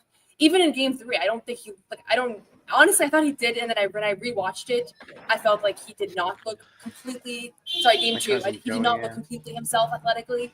I think during the regular season, we saw one good game, a less physically good game, and then back to go. Like, there were highs and lows. Yeah, I'll just say, despite the fact that he clearly was in pain today, and there were moments where it was more obvious than other moments, I thought that he was effective as far as his health goes. Like, yeah, he had the turnovers and stuff, same with Tatum, but like he didn't look overly limited to me. He looked frustrated by the physicality and the officiating, and I think sometimes it got the best of him. And I didn't really phrase it well, but like I thought he was trying his best to match the physicality, and it just like wasn't working. Whether it was like he was the one that was fouling offensively or whatever, but I didn't watch this game and say he looked really compromised with his knee. Maybe I'm just so used to watching him at this point over the last few months that this just feels It's been a while. Yeah, but I'm not moving on from the knee thing. The knee thing is going to be a storyline probably until the summer, and maybe over the summer we'll find out what this really was or whatever. I have no idea. But the wrist feels like something that either people were saying maybe it's fractured or he's going to be out for a couple weeks or the series or there was rumors and whatever. And he missed one game. He was doubtful this morning, and I was thinking he might be doubtful now 5-6 games. Like, who knows, right? Yeah. And then next thing you know, he has this game. So big picture, that's one of my biggest takeaways from this game is that I don't think I'm going to be thinking about Tatum's wrist much more. And maybe the next game he'll be on the injury report again and I'll look like an idiot. But for now, I'm not going to worry about it. He looked good. 7-12 start, 4 of 7 from 3 to start, I believe, right? Tailed off a little bit late, but I don't think it was wrist related. I think the problem with this series now is they're a team that relies on the 3. And the 3 isn't there at all right now. And I think part of it is that they're turning the ball over. So those are 3s missing that they could potentially have there in those possessions. But on the possessions where they do actually get a shot off, a lot of it's them being run off the line, them, in that mid-range area trying to decide what to do. The Magic are collapsing at the rim as well. So they're getting stuck. And I feel like those are the shots Tatum took later where he got caught in between, a little indecisive. Jimmy and John were talking about how we haven't seen a lot of those like get downhill, pass, movement possessions that we see from this team at its best. And it's because the Magic have been able to defend them straight up. And, they're following at times when they don't want to let a guy blow by them. I think they've been very intentional with how they defended the Celtics here, taking risks to force those turnovers, not letting blow-bys happen, being willing to send them to the free throw line because it just slows things down a little bit. And the Celtics have to find a way to pick up the pace here. And this goes back to Jaylen too, Noah. And I said it going into this series, is he's the only guy on this roster who consistently pushes the ball. And I think that's the only answer they have to some of their offensive problems right now is to force more turnovers themselves, which obviously they didn't do this year, right? They're like bottom 2 in forcing turnovers, and get the ball going on the break. And for some reason, I still can't figure it out, Noah. They became one of the slowest teams in the league this year. Maybe it was partially Brown's, injury taking him out of transition. Maybe it's, Pritchard not getting enough opportunities to push the ball when he's out there. But for some reason or another, they became a slow team this year, and it's playing right into the Magic's hands because they want to play slow. They can't go up and down. They can't stop the Celtics when they're getting out on the break, and the Celtics just can't figure out a way to speed this game up right now. Why is that? They can't get live ball stops or live ball turnovers, or they're just bringing up the ball too slow. It's a combination of those two things. A lot of the Magic turnovers have been, throwing the ball out of bounds, offensive fouls themselves, stuff like that. I'd have to actually go back and look through them all, but the Celtics want to force more turnovers this year, and they weren't super successful with it. And this is a series where they need to do that a little bit. I think they could benefit from turning up the heat a little bit. They've defended Paolo one-on-one. They've given him matchups. They've tried to let him get his and just shut everybody else down. And that's worked to some degree, right? Like, the defense isn't the problem right now, but they haven't been able to turn defense into offense for some reason here. I don't know. Do you have any takes on that, Noah? No, I mean, I will say that their offense has been great all year despite their pace being slow. So yes, this Magic team is a good half-court defense team, but despite the fact that they haven't been pushing the pace, they've still been an elite offensively, and I feel like what we saw today didn't even resemble their usual offense. So, like, yeah, I would love to see some more stuff in transition. A lot of that is going to come from their defense, but there was no movement, and a bunch of times there was guy. And again, like I really want to rewatch this game, but there were so many times where guys were pointing to Porzingis to move somewhere else from where he was, like pointing to Al to go somewhere else. Like, it seemed like there was a lot of confusion. A lot of confusion offensively of like telling guys where to go and people being in the wrong spots and somebody being trapped down low and nobody coming to the ball to help them. Like, they just seemed disconnected offensively. And I think it happened sometimes. And obviously the Magic's physicality, I mean, they didn't want to switch. They were, it was one of the most impressive defensive performances I've seen in a long time. And I do think that they got away with a lot of things they shouldn't have, but regardless of that, they did. So I'm more worried about their half-court offense. I'm sure they're going to try to find opportunities to push the pace, but their half-court offense is what made them magical over these past seasons. And I don't know. It was really painful to watch. Especially yeah. Painful. Really, it was like unrecognizable. Like, there were moments I was like, I can't believe that's the Celtics. It literally was. We were saying it was like the last year of Brad. It was like it was so just dysfunctional, weird offense, just disjointed. My ball, your ball. The pace is one thing. There's zero movement at all, and I do think that plays into the hands of the Magic. If they're going to be mauling you on the way to the basket, and you start your possession with 10, 11 seconds left, and they're just knocking you off your spot, and you're not able to get where you want to go. Like, you can't initiate anything at that point, and I think that's what resulted in Tatum taking some less than optimal shots at really critical times, particularly late. I thought the one 93-91 was particularly bad there, in that one. And then Franz goes back and makes it, gives them a 4-point lead. Then Pritchard turns it over under the basket too. Dribble. Just too much dribbling, way too much dribbling. I don't know what it is that they're doing, just trying to beat the pressure one-on-one instead of trying to create a little bit more movement, which they didn't do it. They didn't do it all. You know what I'll say, and I do have one more question I want to ask you guys, but I said going into the series, and I wanted them to play this team because this is what you're going to face against the Thunder, right? If it comes to that, and it's a way better version of this with a team that can actually score, with a team that actually has talent on par with yours. And this is what you're seeing right now against that kind of defense. So they have a long way to go, I think, to stack up to that level of competition right now. And, we'll see how they handle it the rest of the series. But this is a really good test for them. I think this is also a good answer to that question we asked going into the playoffs of, like, do you want to go the hard route and potentially come out of this series in, pieces physically, with your health? Or do you want to go the easy route and have a little bit less resistance and more rest going into round 2 and all that kind of stuff? But I've leaned, handle this test now, and you might look back on the struggles they've gone through in this series and say, all right, that helped them prepare for a Thunder-like team down the line here. And that's a good segue for me, because I do want to apologize for a take that I strongly disagree with. I told Bobby, and I said this on my podcast as well, but apology cam coming up here. Apology cam. Yeah, and John, you're not going to get many of these, so really relish it. Yeah, no, I'm owning up to it. I felt like the Magic, had this reputation of being like a fouling team and a fouling team. And a little too much apology cam. That's how they work. I feel like you just put me on a stage on myself. That's how they work. It's shame. Okay. I can do it. Shame. You need me by myself. I can do it. No. Go ahead. No. I hate that. Okay. So basically, I strongly believe that, just because they foul a lot, that's not going to result in injuries. And most injuries are non-contact plays anyways. But having watched 3 of these games, I do think they need to wrap the series up, because it does feel like every couple minutes somebody's at risk of actually getting hurt, whether it's there's going to be a fight next game, Jaylen said. Yeah, I don't think there's going to be Derek White ended up in the freaking stands. Jaylen really plays into our hands. He really does. But yeah, Bobby, you were right.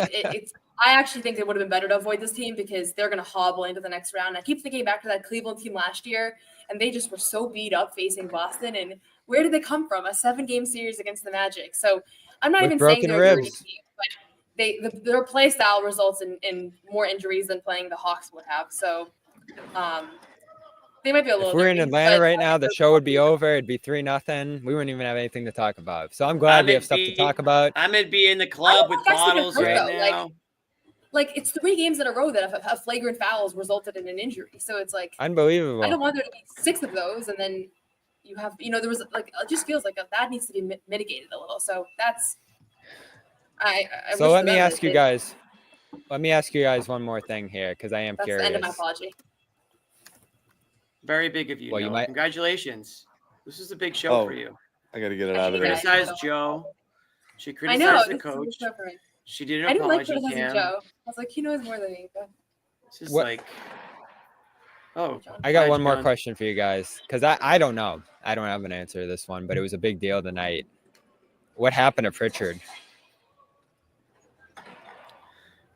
So we mentioned it at the top of the show, but I'd rather get your guys' takes on it. Well, let's start with the Pritchard apologist herself. Noah, she's on a roll tonight. Maybe she can explain a little bit of what's going on with okay, Pritchard. I'm not a Pritchard apologist. I just see the vision, and so far it's actually well. I know what you're gonna say here too, and you might be right. Go ahead. What am I gonna say? No, let her The say. shots. What about them? He didn't have enough. Yeah, I mean, he didn't have enough. The question is, why couldn't he get them? Yeah. I thought that he had a couple of tough moments. The transition take foul was a tough moment. Stepping out of bounds, that just kind of build up. You could tell that he was frustrated. Mm-hmm. I didn't think he was terrible. Sue me. I didn't think he was terrible in this game. I thought they had bigger problems. So far, you've gotten 2 Pritchard good shade. games out of him. And what? You get the Pritchard What did you say? shade of glasses on. The shades are on. Yeah, but I didn't think he was terrible. Let me ask you this serious question. terrible, he just wasn't good enough. Is the Yeah, physicality of this series too much? but he didn't stand out to me. Can I just say also one more thing on Pritchard? Maybe this is the Pritchard shades. I feel like defensively, he's given a better effort on Paolo when switched on to him and other guys than I expected and than other guys did at points tonight. So I actually felt like I got why Joe left him out there, despite the fact that he wasn't contributing offensively. It wasn't a great performance by Pritchard, but it wasn't. I didn't think it was like it Is wasn't the like a big part of why physicality they too lost. much for him, or are you saying that he's okay out there? Is that part of it? I mean, right now the physicality is too much for everybody. Like who Right. left the physicality? Jaylen tried to, Right. but it didn't work. Like Bobby? Nobody. You're right. That's the I can't thing. think of one person who's thrived so through I'll it. give Pritchard the blame that he is as far as like what percent of the team he is. You know. So Why it's- don't, I why guess don't, here's a better question. This team basically has, on a night like tonight, when one of their starters is out, they have 3 bench players. They have Pritchard, they have Hauser, That's what they I have, was going to say. they have Cornette. All 3 of them, Luke at was least good certain tonight. points in this series, have struggled. Luke was good tonight for a very small part of the game, Bobby, if we're going to be Fair. honest. What do these guys have to do to get going a little bit more consistently and help the Celtics team out? The starters right now, when they need the bench more than ever, when you've got guys banged up, you've got guys out of the lineup. I want to ask Noah about you, Holiday, after this, but what's up with the bench? What can they do? Or what can the starters do to help the bench? What do they need to do to get Hauser going again? Because Hauser's too good, too talented, too great of a shooter to be a complete zero. Somebody. Sam? Yeah, his first name is Sam. It's funny because he did the same thing during the regular season against this team. So I had a lot of surprises in this series of guys who've done well. I'll give White. I was trying to think of who's handled things well this series, and I'll give it to White. I knew Hauser wasn't going to be effective in this series, and maybe that means that they should go in a different direction there because whether it's the switching, and switching is an easy answer there, right? If you just switch and he's not getting open looks from 3, he's really not a guy who's going to be taking it inside, and so he's just not shooting in those minutes that he's playing there. So they're just switching him out of the offense. Do you go to another one of your wings in that spot who can do some other stuff there? Like, would it be crazy to try Sharman, Noah? Would it be insane? it wouldn't be crazy because you're not getting anything out of Sam right now, really. And as we talked about, Pritchard was rough, and nobody. Like, Because you could throw him out Shyman, there, as we've but talked about, can attack is closeouts he- a little bit.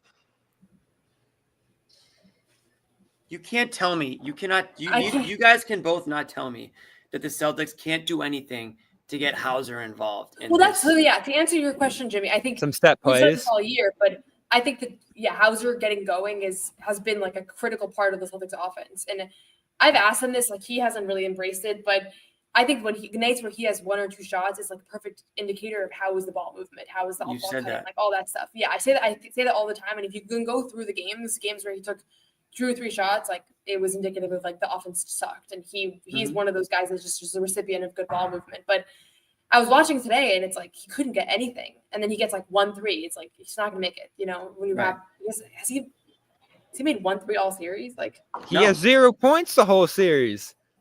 That's what I mean. He's been a 0, and I mean that and literally. Kristaps hasn't made a 3 this series either, right? No. But Or he might have Porzingis, won.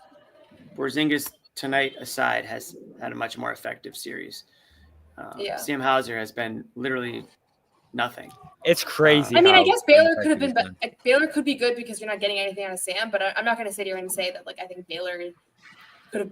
Like, Tonight was the night to try Baylor, I thought. Could with try it. Drew I'm out. curious what would happen. Or, He's like, not scared of the moment, I don't think. So I thought he looked good at shoot around this morning. He's the only guy we saw out there, and he was in a groove and hitting a lot of he always shots looks and good at stuff. shooter. So I was, He's a good shooter.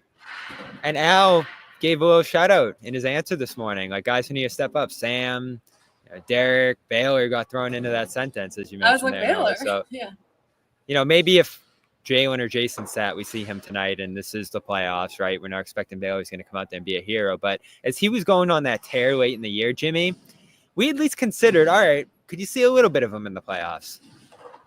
And, to go back to things coaches do, Noah, they don't trust rookies in the playoffs. Yeah. And I think especially we on this team. I feel like we agreed that like something outrageous needed to go down in order to see a guy like Someone Shyman said in shoot there. around. Really, Bobby? It's fair. Yeah. All right. John bailed on it, but Noah, you're in for this.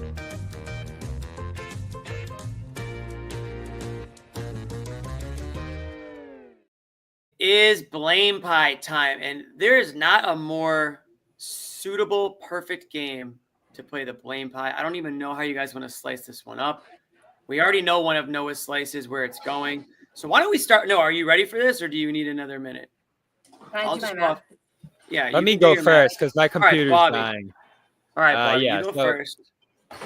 I think, we're talking about lineups. We're talking about the big mistake late that Noah and I both agreed on that was pretty decisive in this game. And just an overall game plan in this one, being able to get the team back on the rails offensively. You got to give Joe 33 here. It's a sizable pie for him. And, we hate to blame the coach, but this is one circumstance here, a late challenge that missed. Not that that was a bad challenge, but, maybe there was another called earlier in the game that they could have had back that was better than that situation. I thought that was a good try, but it was off white on the bounce there when you looked at it. So, it was an opportunity lost. And then, I think you just looked at the way things got out of control in this game for a lot of stretches, specifically in the third. And you're like, all right, what could they have done differently there? Lineups, I pointed to lineups. They probably could have gone smaller at times in this game and tried to run and push the pace and stuff, but that's tougher without Drew. So I guess whether it's the lineup challenge and late decision there, I think you give 33 to Joe. Now, I thought Jaylen was pretty erratic at times in this game, but I'm giving him a smaller one just because you needed someone to kind of force the issue there.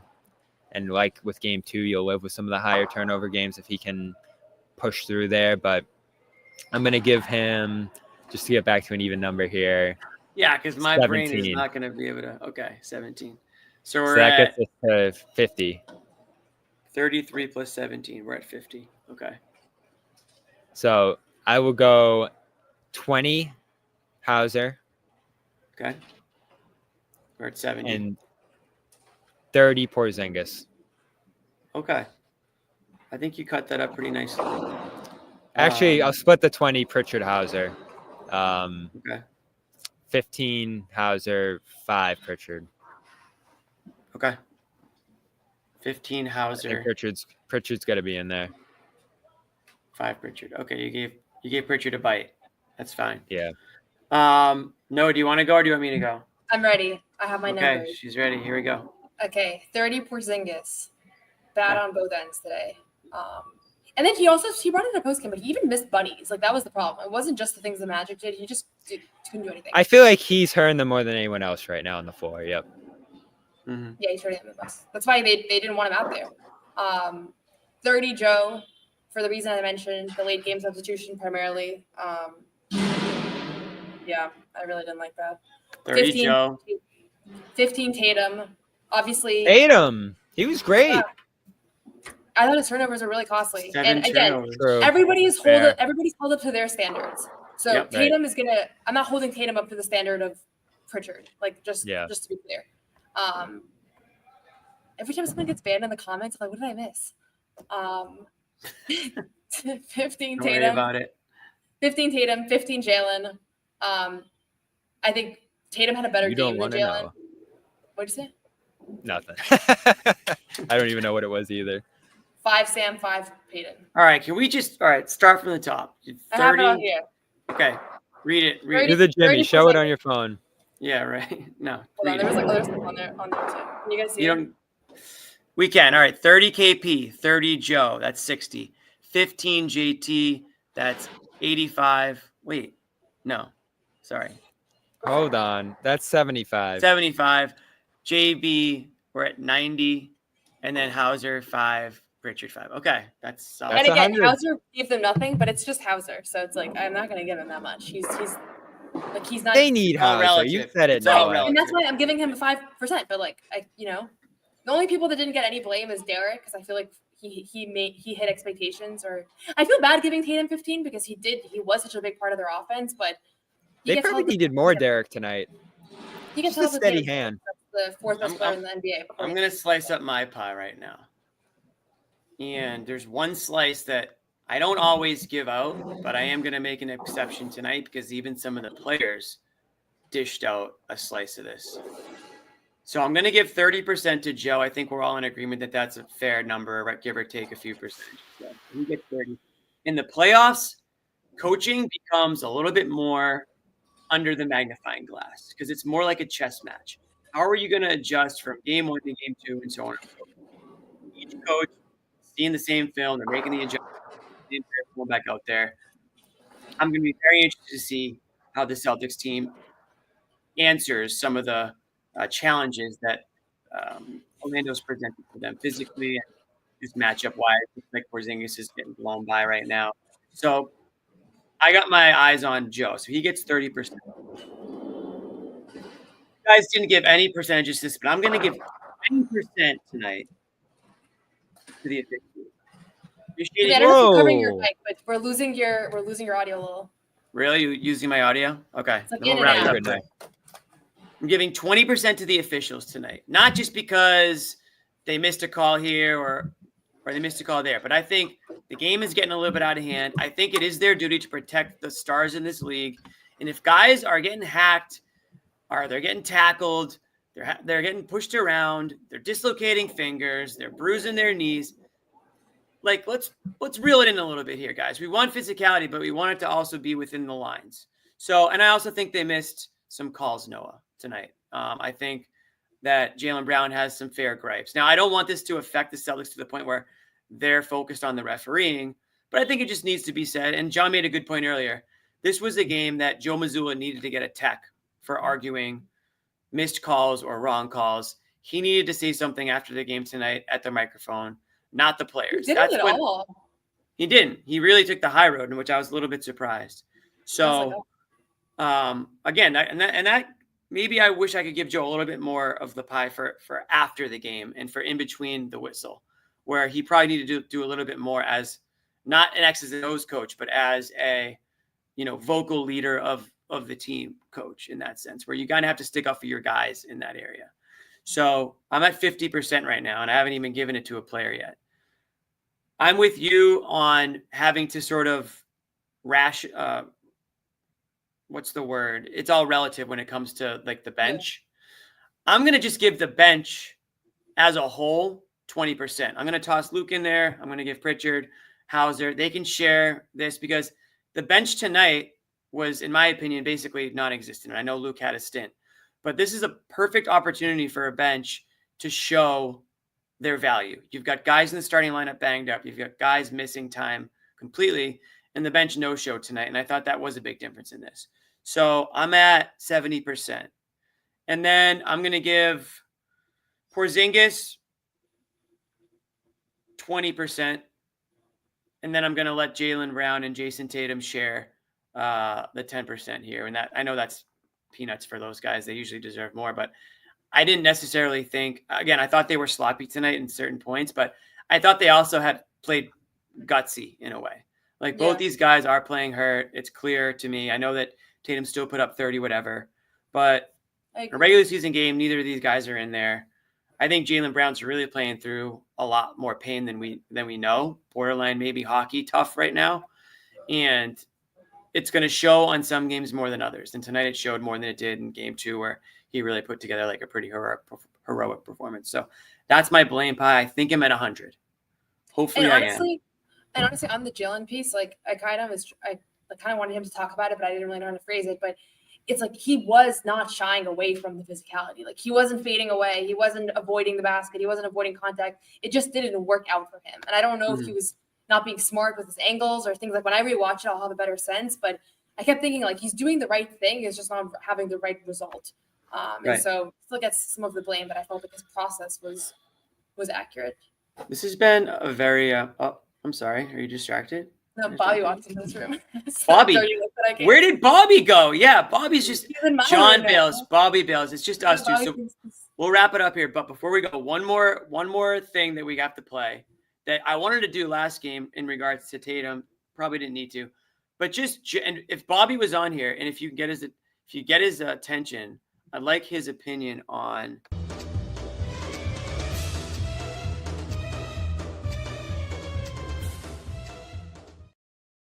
Is it time to panic? I think we're wrapping up, but we want your input on the panic meter. Yeah, we want to know where Bobby's at in the panic meter. Is he? The computer just died. All right, scoot over. All right, we'll do it one more time. Bobby, take a watch here.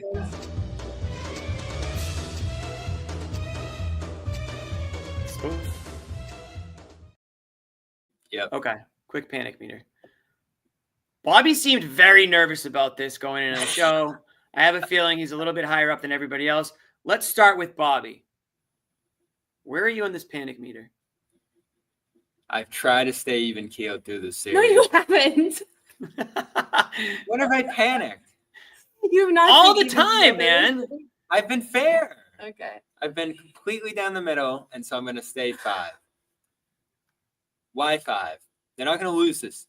They're not going to lose this series. They're in a position still to win in 5, which is what many of you expected. So you knew you were going to drop a game in this series, and it was probably going to be ugly if it happened. So there's no reason to panic in that sense.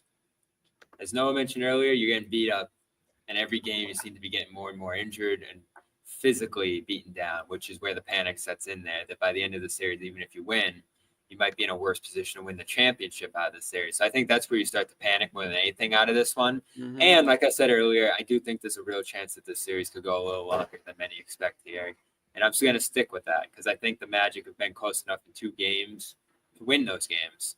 And we'll see what Drew's status is too. I think you have to factor that into it. So I'm not freaking out, but I'm in the middle, straight up. Are the injuries making you more panicked? Like Drew Holiday being out?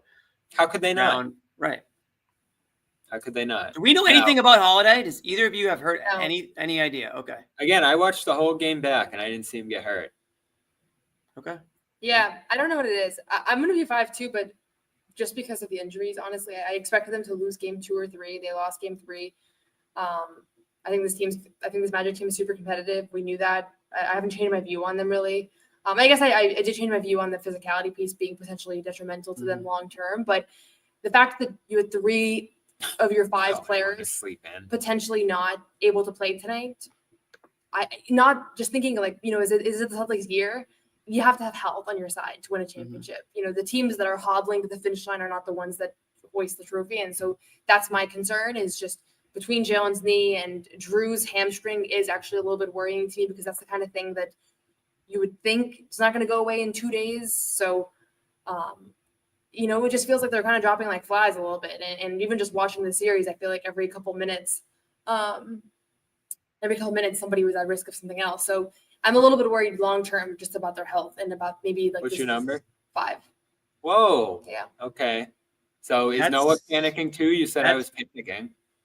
Well, I think your number's higher than 5. Yeah, But Noah, that's 5 is high for Noah. So I think And again, panicking in the relatively sense of like the big picture is people want the Celtics. I mean, the Celtics are looking for the championship, right? Right, That's the right, question here. right. And I think, you know, you look at teams that you have to be healthy, like you have to get there. And that's what we're really talking about here, Jimmy, right? Like, does this series make you feel a little shakier about them stacking up to the top competition? Like, every matchup's different, right? Like, round 2 could actually end up being easier or look easier than this one like, has this so is what far. I mean. But yeah, and that's a big factor It's a little too. too early for this. Yeah, and I think so. When you talk about panic, yeah, on the micro level, the panic is low. Like I think we all agree the Celtics are No going one to get thinks out of they're this losing this series. series. Yeah. Right, but on a bigger macro level, the panic has to be ticking up a little bit because of what it's going to take to get out of this series, basically. And Noah alluded to it earlier. Last year, the Cavs showed up after getting beat up by the Magic. They got out of that series. By the way, banged Cavs up. went up 2-0 in that series. Lost 2 games in Orlando, right? They were on the road, and then it went 7. Right. So there you go. I mean, obviously, you want to avoid that scenario, but I think if you're panicking about anything, it's health. And so right now, the best thing the Celtics team can do is get the hell out of Orlando with another win, wrap things up in Boston, try to get as many days off as they possibly can, lick their wounds, and reset, and just be happy that you learned how to match some physicality, assuming they can, and they can get out of this. Kind of get punched in the face to start this playoffs off, and just kind of hopefully use that as some momentum moving forward, and then be the aggressor moving forward. So that's going to do it for us. Those are our final thoughts. We're going to get you guys out of here. We're almost on 2 hours now.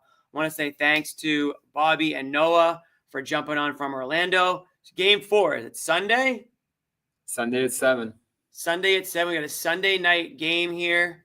A Good lot thing these more. games are starting at 7 because they're like taking 5 hours long. So They are taking a long time. That was the longest regulation game I can ever remember covering.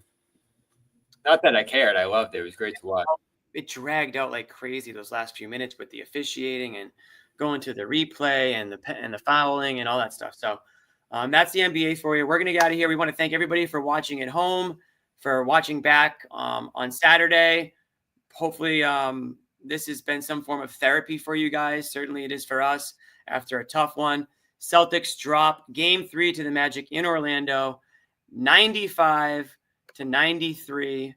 They move on to Sunday's Game 4. Noah will be there. Bobby will be there. I think Sherrod's going to be back. We'll have a full house. John will actually be invested in this, and he won't be looking at the NFL draft any longer by then. And hopefully the Celtics can come out with a W. I'm going to look for the outro here if I can find it, and then we will peace out. Give me a second. Where's the outro? Here it is. Wait, is this it? Hold on, guys. Hold on. It says outro, Jimmy. Here it is. Garden Report outro. Peace. No one's sneaking a vegan brownie by me, I'll tell you that. okay, you know what, John? We're gonna do it. You have to feel that way too, Bobby. I have Say to it. feel You that said way? it. Let's fly Al over and make Luke your first center. Bobby, we gave you Luke hour early. We're not going to end this on a damn conversation about Luke